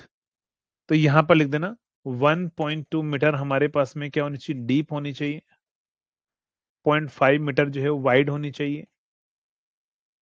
डिस्टेंस बिटवीन, अगर मैं बात करूं कंडक्टर, कंडक्टर या केबल के बीच की डिस्टेंस कितनी होनी चाहिए, जल्दी से बताओ। 1.5 लिख दो, 1.2 लिख दो, बात यही है। कोई नहीं, बार बार देखो, जो डेटा नहीं भूल जाते हो ना बेटा अभिषेक, उसको पेपर पे लिखकर दीवार पे चिपका दो, 10 दिन तक रोज देखो उसको ना। 30 to 40 सेंटीमीटर होना चाहिए, correct. Distance between conductor, distance between conductor, distance between, between conductor, वो क्या होता है हमारे पास में, 30 to 40 सेंटीमीटर हमारे पास में होना चाहिए। तो ये तीन चार डेटा जो है वो आपको एग्जाम में एग्जामिनर डायरेक्टली आपको पूछेगा। इसको अपन जो है वो जनरली नॉट यूज्ड, इसको अपन जनरली यूज नहीं करते हैं इसके अंदर, ध्यान रखना, इसको जनरली नॉट यूज्ड, जनरली से यूज नहीं किया जाता है ना, इसको हम क्या करते हैं, हम यूज नहीं करते हैं। ठीक है, इसको हम यूज नहीं करते हैं हमारे पास में ना। कॉम्बो बिच में स्पेशल मशीन का नया लेक्चर देंगे या फिर पुराना ही पढ़ लें? स्पेशल मशीन तो अभी जब कंप्लीट हुआ है ना, अभी तो जो मशीन हुआ है उसमें कंप्लीट हुआ है उसको पढ़ लो, नहीं तो अभी मशीन जो चल रहा है उसमें फिर से पढ़ाएंगे। कंप्लीट तो होगा सब्जेक्ट, है ना। हाँ, वेरी हाई कॉस्ट इसकी होती है हमारे पास में, इसलिए हम इसको यूज नहीं करते हैं। तो ये पॉइंट आप याद रखना different types of laying methods के अंदर। नेक्स्ट अपन बात करते हैं किसके बारे में, अगले पॉइंट पर हम बात करते हैं हमारे पास में डाइलेक्ट्रिक लॉस के बारे में। डाइलेक्ट्रिक लॉस के बारे में, डाइलेक्ट्रिक लॉस के बारे में। डाइलेक्ट्रिक लॉस जो है वो क्या होगा, ध्यान रखना। डाइलेक्ट्रिक लॉस की अगर हम बात करें तो डाइलेक्ट्रिक लॉस जो होते हैं उसका फॉर्मूला होता है हमारे पास में PL is equal to 2 pi f c into V phase square, या इसको लिख दो omega c into V phase square into 10 delta. ये होता है डाइलेक्ट्रिक लॉस का फॉर्मूला। डेल्टा जो होता है उसको अपन लॉस एंगल बोलते हैं, लॉस एंगल बोलते हैं। 10 डेल्टा को अपन क्या बोलते हैं, लॉस टेंजेंट बोलते हैं, लॉस टेंजेंट। अच्छा, आप में से जो भी AE लेवल के एग्जाम को टारगेट कर रहे हैं, अपने स्टेट जेई को टारगेट कर रहे हैं, अभी यह सिग्नल की क्लास अभी 4:30 पर रखी है मैंने, सिग्नल की क्लास जो है 4:30 पर रखी है हमने। सर ये फास्ट ट्रैक कोर्स है, सब टॉपिक भी कवर हो जाते हैं क्योंकि पावर सिस्टम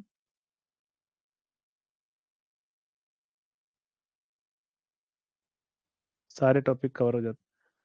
देखो मोस्ट ऑफ द टाइम मेरा ये रहता है ना कि जब मैं रिवीजन कराता हूँ तो उसमें भी मैक्सिमम चीजें मैं कवर कर लेता हूँ, और मोस्टली मेरे हिसाब से 95% से ऊपर चीजें अपन फाउंडेशन में जो पढ़ते हैं वो सारी चीजें, हाँ उतना डीप में एक्सप्लेनेशन नहीं, बट आपको मैं कवर कर ले रहा हूँ ताकि आप एक रिवीजन प्रॉपरली हो जाए और शॉर्ट में एक नोट्स बन जाए आपके पास में ना।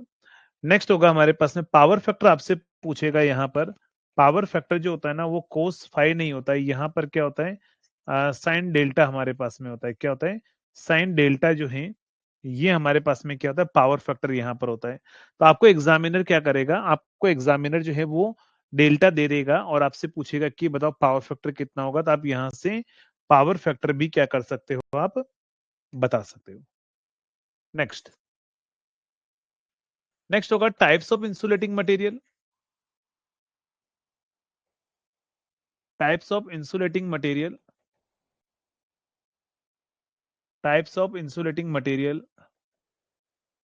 चलिए बताएंगे टाइप्स ऑफ इंसुलेटिंग मटेरियल जो हैं वो कौन कौन से होते हैं। इंसुलेटिंग मटेरियल्स कितने टाइप के होते हैं, इंसुलेटिंग मटेरियल्स कितने टाइप के होते हैं।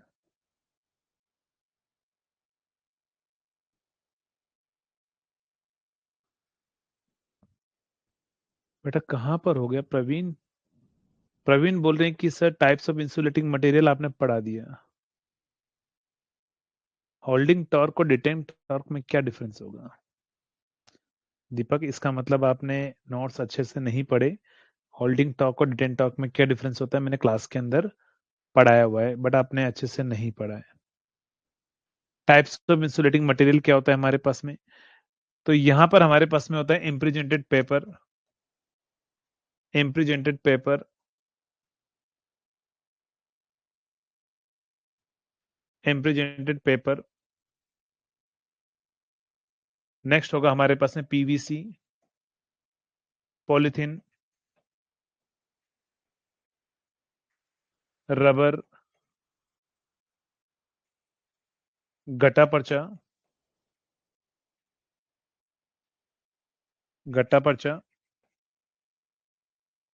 Next, impregnated paper, PVC, polythene, rubber, gutta percha. Next होगा हमारे पास में cross linked polythene, cross linked polythene,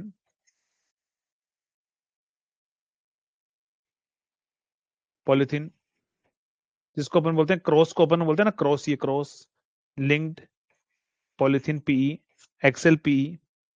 तो इसको शॉर्ट में अपन लिखते हैं XLP, है ना। क्रॉस को ध्यान रखना, ऐसे याद रखना, क्रॉस अपन ना मल्टीप्लाई करते हैं ना, क्रॉस करते हैं, क्रॉस कर दिया। तो ये तो हो गया क्रॉस, और लिंक्ड पॉलिथीन हमारे पास में होगा। तो ये सारे हमारे पास में क्या होंगे, ध्यान रखना, टाइप्स ऑफ इंसुलेटिंग मटेरियल होंगे, जिसमें से आपको ज्यादातर इसकी डाइलेक्ट्रिक स्ट्रेंथ पूछता है तो वो 30 kV पर mm याद रखिएगा। डाइलेक्ट्रिक स्ट्रेंथ क्या होती है हमारे पास में, डाइलेक्ट्रिक। बाकी मटेरियल की डाइलेक्ट्रिक स्ट्रेंथ भी मैंने आपको क्लास में लिखाई हुई है, किसी की 20-25 होती है, किसी की 15 होती है, बट वो ज्यादा इंपॉर्टेंट नहीं है। आपको इन्हीं के बारे में ज्यादातर पूछा जाएगा, जो मेन है उसके बारे में। 30 kV पर सेंटीमीटर जो है वो हमारे 30 mm है ना, सेंटीमीटर नहीं mm। तो ये होती है डाइलेक्ट्रिक स्ट्रेंथ हमारे पास में रहती है ना, 30 kV पर mm हमारे पास में रहती है। तो ये सारे डाइलेक्ट, ये हमारे पास में क्या होंगे, इंसुलेटिंग मटेरियल्स हमारे पास में होंगे। चलो, तो ये हमारे पास में क्या है, यहां तक अंडरग्राउंड केबल जो है वो हमारी कंप्लीट है। तो यहां तक किसी को कोई डाउट, यहां तक किसी को कोई डाउट? और ब्रेक भी ले लिया जाए, क्या बोलते हो, एक ब्रेक ले लिया जाए?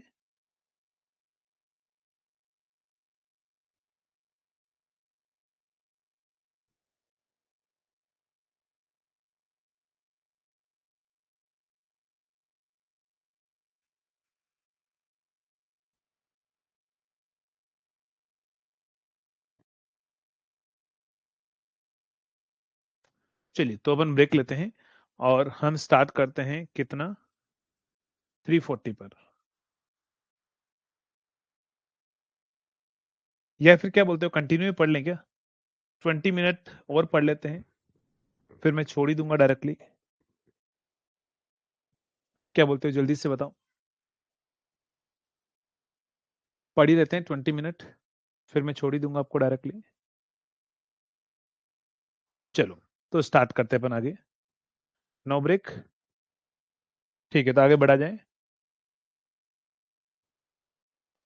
मैं आपको इसलिए ब्रेक नहीं दे रहा हूँ क्योंकि एक्चुअली मैंने तो चाय पी ली है, तो फिर ब्रेक का क्या करना है। चलो यहाँ पर आ जाओ। और आपको ब्रेक की नीड होनी नहीं चाहिए, आपका तो इतना डेडिकेशन होना चाहिए कि बस सर आप तो पढ़ाइए, हमें कोई ब्रेक की नीड नहीं है। चलो, तो अपन आगे बढ़ते हैं नेक्स्ट पॉइंट पर। नेक्स्ट पॉइंट पर अगर हम बात करें, तो अगले पॉइंट पर हमारे अगला चैप्टर हमारे पास में क्या होगा, ध्यान रखना, नेक्स्ट होगा डिस्ट्रीब्यूशन सिस्टम। नेक्स्ट होगा डिस्ट्रीब्यूशन सिस्टम, डिस्ट्रीब्यूशन सिस्टम,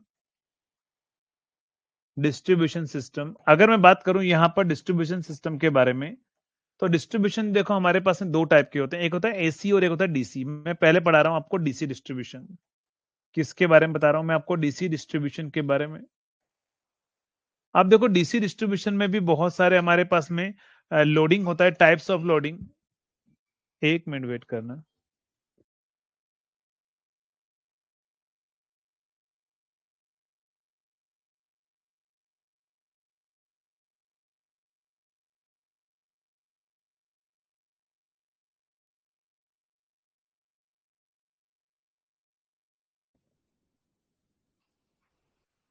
चलिए, तो अगर हम बात करें यहां पर डीसी डिस्ट्रीब्यूशन के अंदर, अगर हम बात करें टाइप्स ऑफ लोडिंग के बारे में, तो यहां पर हम दो टाइप की लोडिंग हम यूज करते हैं। कौन कौन सी, ध्यान रखना। तो यहां पर हम दो टाइप की लोडिंग हम यूज करते हैं, कौन कौन सी। एक होता है हमारे पास में यूनिफॉर्म लोडिंग, एक होता है uniform loading, uniform loading, and दूसरा होता है हमारे पास में concentrated loading, concentrated loading, uniform loading and concentrated loading हमारे पास में होता है। नेक्स्ट, अगर मैं बात करूं हमारे पास में क्या होगा, तो यहां पर डिस्ट्रीब्यूटर जो है वो भी हमारे पास में क्या होंगे, जिससे अगर हम बात करें टाइप्स ऑफ डिस्ट्रीब्यूटर की बात कर लेते हैं। Types of distributor, types of distributor, types of distributor. तो डिस्ट्रीब्यूटर के टाइप्स हमारे पास में कौन कौन से होते हैं। पहला होता है हमारे पास में रेडियल डिस्ट्रीब्यूटर, रेडियल डिस्ट्रीब्यूटर होता है। जल्दी से बताओ, रिलायबिलिटी के बारे में बात करते हैं तो लीस्ट लीस्ट रिलायबल होता है, मोस्ट रिलायबल क्या होता है, जल्दी से बताओ, लीस्ट रिलायबल या मोस्ट रिलायबल। तो ये हमारे पास में क्या होता है, रेडियल जो होता है, रेडियल का मतलब ऐसा है ना, एक अल्टरनेटर इधर लोड लगा देंगे हम, बस ये हो गया रेडियल डिस्ट्रीब्यूटर हमारे पास में ना। तो रेडियल डिस्ट्रीब्यूटर जो है वो लीस्ट रिलायबल होता है हमारे पास में, क्या होता है, लीस्ट रिलायबल होता है, लीस्ट रिलायबल। लीस्ट रिलायबल क्यों होता है, क्योंकि अगर एक भी जगह फॉल्ट आया तो होल सिस्टम अफेक्ट होगा हमारे पास में, इसलिए ये हमारे पास में लीस्ट रिलायबल हमारे पास में होता है। अगले पॉइंट पर अगर हम बात करें तो यहाँ पर इसका पावर फैक्टर क्या होता है, जल्दी से बताओ, लो होता है या हाई होता है? लीस्ट रिलायबल क्यों? क्योंकि इसके अंदर ध्यान रखना, एफ छोटा सा भी डिस्टर्बेंस होल सिस्टम को अफेक्ट करता है, इसलिए लीस्ट रिलायबल होता है। पावर फैक्टर इसका क्या होता है, ध्यान रखना, लो पावर फैक्टर होता है। पावर फैक्टर इज लो हमारे पास में होता है। पावर फैक्टर लो हमारे पास में होता है, लीस्ट रिलायबल हमारे पास में होता है। अगले पॉइंट पर बात करें इसके अंदर लॉसेस की, अगर हम बात करें तो लॉसेस क्या होते हैं, जल्दी से बताओ, हाई होते हैं, लो होते हैं? पावर फैक्टर लो होता है, करेक्ट। लॉसेस क्या होते हैं हमारे पास में? तो लॉसेस जो है वो हमारे पास में क्या होते हैं, हाई लॉसेस होते हैं। लॉसेस क्या होंगे हमारे पास में, ध्यान रखना, हाई लॉस हमारे पास में होंगे, लॉस काफी ज्यादा होंगे। लॉस क्या होंगे हमारे पास में, हायर लॉसेस होंगे, करेक्ट। हायर लॉसेस हमारे पास में होंगे। नेक्स्ट, अगले पॉइंट पर हम बढ़ते हैं। नेक्स्ट पॉइंट पर हम बढ़ते हैं। तो रेडियल डिस्ट्रीब्यूटर के बाद में हम बात करते हैं पैरेलल डिस्ट्रीब्यूटर। पैरेलल डिस्ट्रीब्यूटर,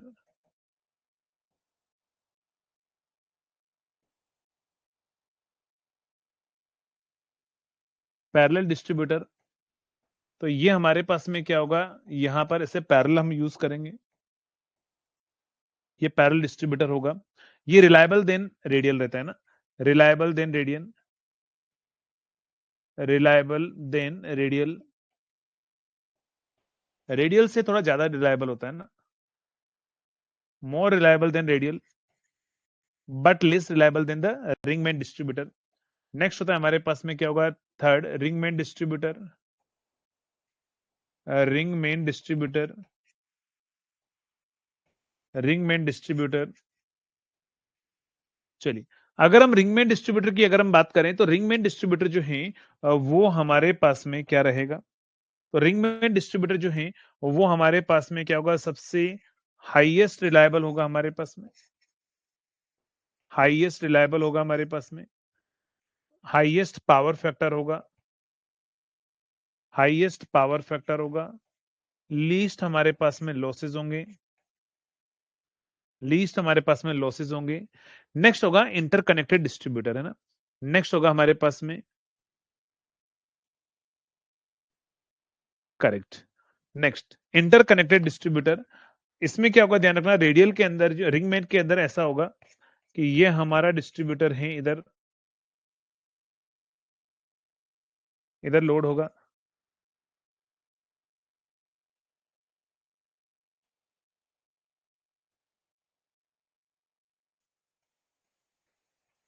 ऐसा, इधर लोड होगा, इधर लोड होगा, यहां और लोड लगा दो। तो ये हमारे पास में क्या है, रिंग मेन डिस्ट्रीब्यूटर के अंदर एक ही सोर्स हमारे पास में होता है, लेकिन इंटरकनेक्टेड के अंदर क्या रहता है, फोर्थ, इंटरकनेक्टेड, इंटरकनेक्टेड। तो इंटरकनेक्टेड की अगर हम बात करें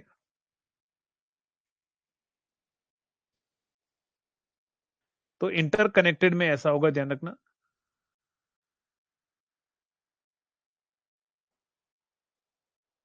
इंटरकनेक्टेड में क्या होगा,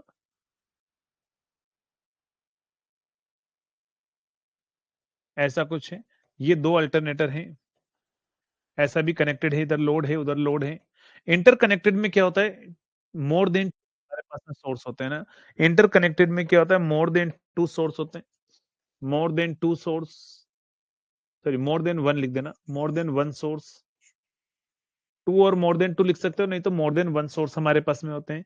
ये भी रिलायबल होता है, लेकिन इसकी रिलायबिलिटी थोड़ी सी कम होती है हमारे पास में, किसके कंपैरिजन में, रिंग मेन को सबसे हाईएस्ट अपन प्रायोरिटी देंगे ना। तो ये भी हमारे पास में क्या होगा, रिलायबल होगा, ये भी हमारे पास में क्या होगा, रिलायबल होगा, हाई रिलायबल होगा, हाई रिलायबल होगा। लेकिन थोड़ा सा इसमें क्या होता है, हमारे पास में पैसे ज्यादा लगते हैं ना, दो सोर्स होते हैं तो पैसे ज्यादा लगते हैं, इसलिए हमारे पास में क्या रहेगा, कॉस्ट थोड़ी सी ज्यादा होती है इसकी, है ना, हाई कॉस्ट हमारे पास में रहती है। कॉस्ट क्या होती है हमारे पास में, थोड़ी सी हाई होती है, कॉस्ट हाई होती है। तो ये सारे पॉइंट आपको क्या करने हैं, आपको याद रखने हैं, किससे रिलेटेड, ध्यान रखना, तो अपने को याद रखने हैं इंटरकनेक्टेड सिस्टम से, सॉरी हाँ, इंटरकनेक्टेड सिस्टम के से रिलेटेड। नेक्स्ट, ये सारे पॉइंट आपको याद रखने हैं, इसके बाद में आपसे पूछेगा DC distributor feed from one end. DC distributor feed from one end. DC distributor feed from one end. Feed from one end. DC distributor feed from one end. DC distributor feed from one end. चलिए, अगर DC distributor को अगर अपन one and से supply दें, और loading की अगर मैं बात कर रहा हूं तो यूनिफॉर्म लोडिंग की अगर हम बात कर लेते हैं, यूनिफॉर्म लोडिंग।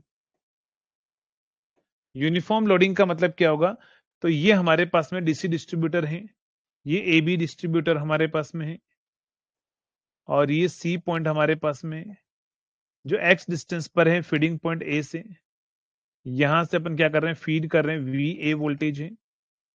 टोटल डिस्टेंस कितनी है हमारे पास में? एल लेंथ का हमारे पास में है। यूनिफॉर्म लोडिंग में आपको बोलेगा drop up to point C कितना होगा? Drop up to point C. Drop up to point C जो है वो हमारे पास में क्या होगा? सी तक के लिए ड्रॉप क्या होगा हमारे पास में? अगर एग्जामिनर पूछ ले कि drop up to point C हमारे पास में क्या होगा, तो drop up to point C अगर आपको निकालना है तो आप फॉर्मूला यूज करेंगे स्मॉल आई इंटू आर और L into X minus X square by two. जहां पर हमारे पास में स्मॉल आई और स्मॉल आर क्या है? स्मॉल आई आर है हमारे पास में रेजिस्टेंस पर यूनिट लेंथ है, रेजिस्टेंस पर यूनिट लेंथ। ठीक है, resistance per unit length. Small I जो होगा वो क्या होगा हमारे पास में? Current per unit length. Per unit length हमारे पास में। एक्स क्या है? एक्स हमारे पास में फीडिंग पॉइंट ए से डिस्टेंस पर है। तो आपसे पूछेगा बताओ drop at up to mid point, drop up to mid point, जल्दी से बताओ मिड पॉइंट क्या होगा? मिड पॉइंट तक ड्रॉप कितना होगा? और drop up to far end of the line, किसका ध्यान रखना? Far end of line. बताओ आंसर क्या आएगा? Drop up to mid point of line और drop up to far end of line, क्या आंसर आएगा? मिड पॉइंट तक ड्रॉप कितना होगा और फार एंड तक ड्रॉप कितना होगा? ये आपसे क्वेश्चन पूछा जाएगा। बताओ आंसर क्या रहेगा? Drop up to mid point of line और drop up to far end of line.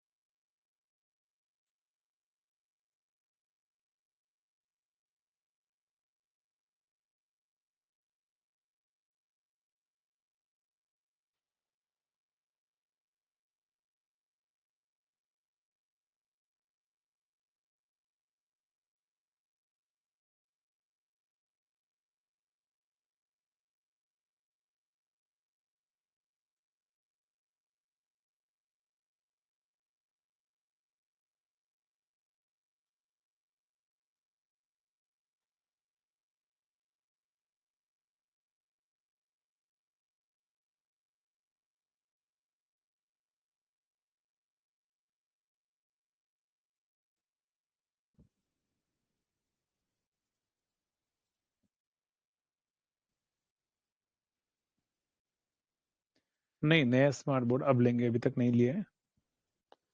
अभी तक नहीं लिए।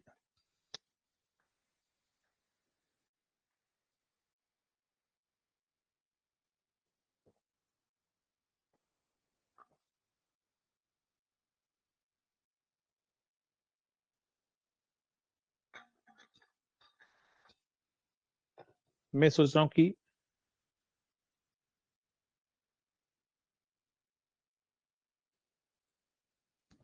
1 मिनट वेट कीजिएगा।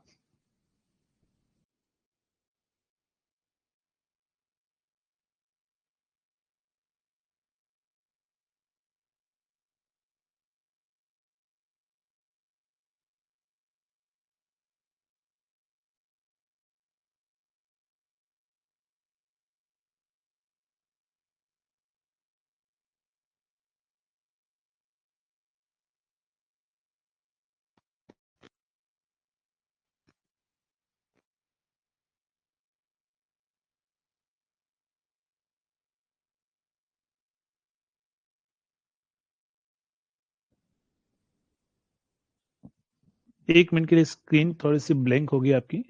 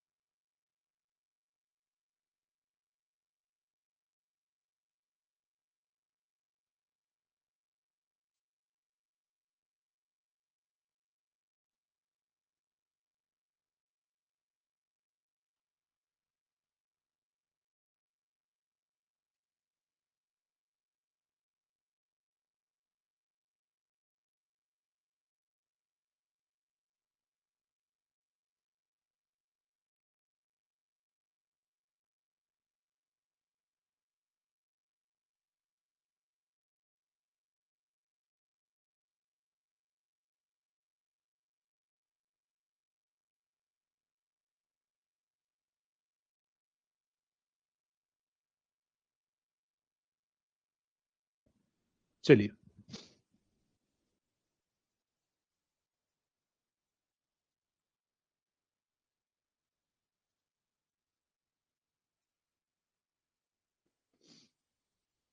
तो आगे बढ़ा जाए।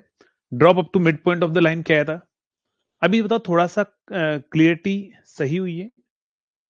एक बार जल्दी से बताओ। अभी थोड़ी देर पहले और अभी में अगर हम बात करें, थोड़ा सा क्लियर दिखाई दे रहा है या वही है, कोई फर्क नहीं है?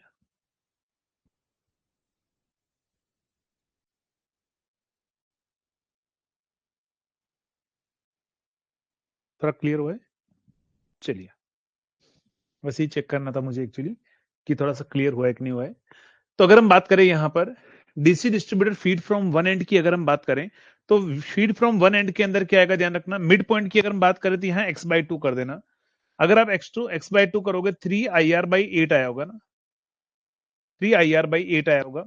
और यहां पर जब आप करोगे तो ये आएगा हमारे पास में, ये आएगा IR/2।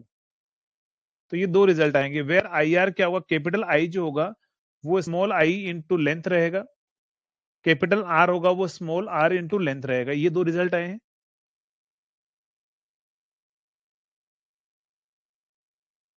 यही दो रिजल्ट आए हैं।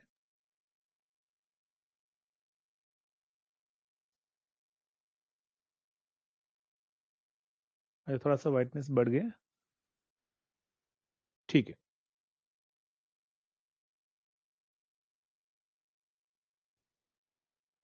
अब बताएंगे। अब थोड़ी सी क्लियरिटी और बढ़ी है। ये सही है या पहले वाला सही था? अभी जल्दी से बताऊं। अब क्लियर है या पहले वाला ज्यादा क्लियर था?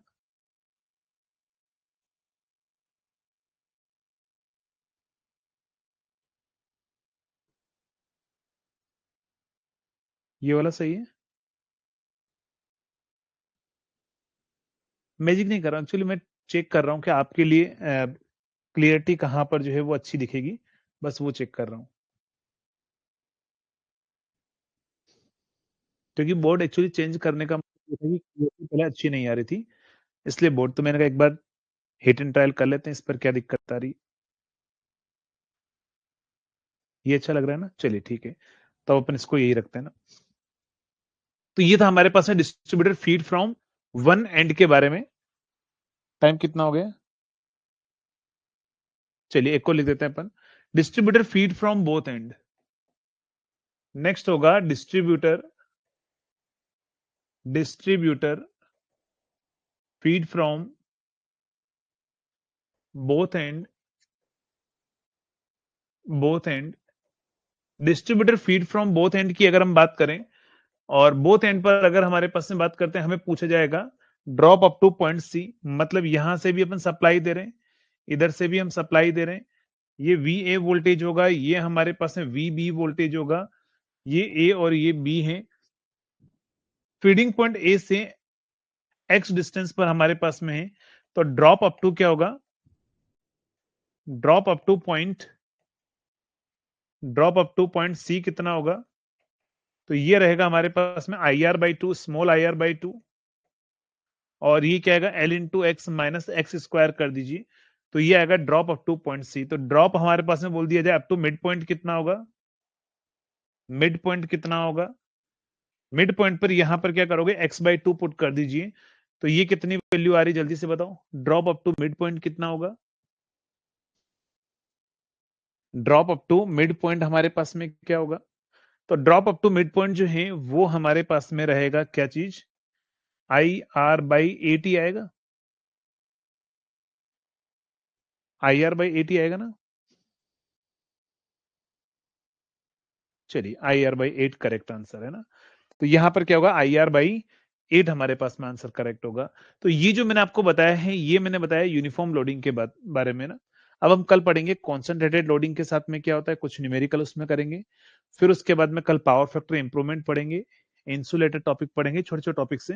तो कल आपका टीएनडी मोस्ट प्रोबेबली खत्म हो जाएगा, थोड़ा बहुत बचेगा तो परसों कंप्लीट करके परसों आपका प्रोटेक्शन भी स्टार्ट हो ही जाएगा ना। चलिए, तो इसके आगे अपन कल मिलेंगे, तब तक के लिए थैंक यू सो मच।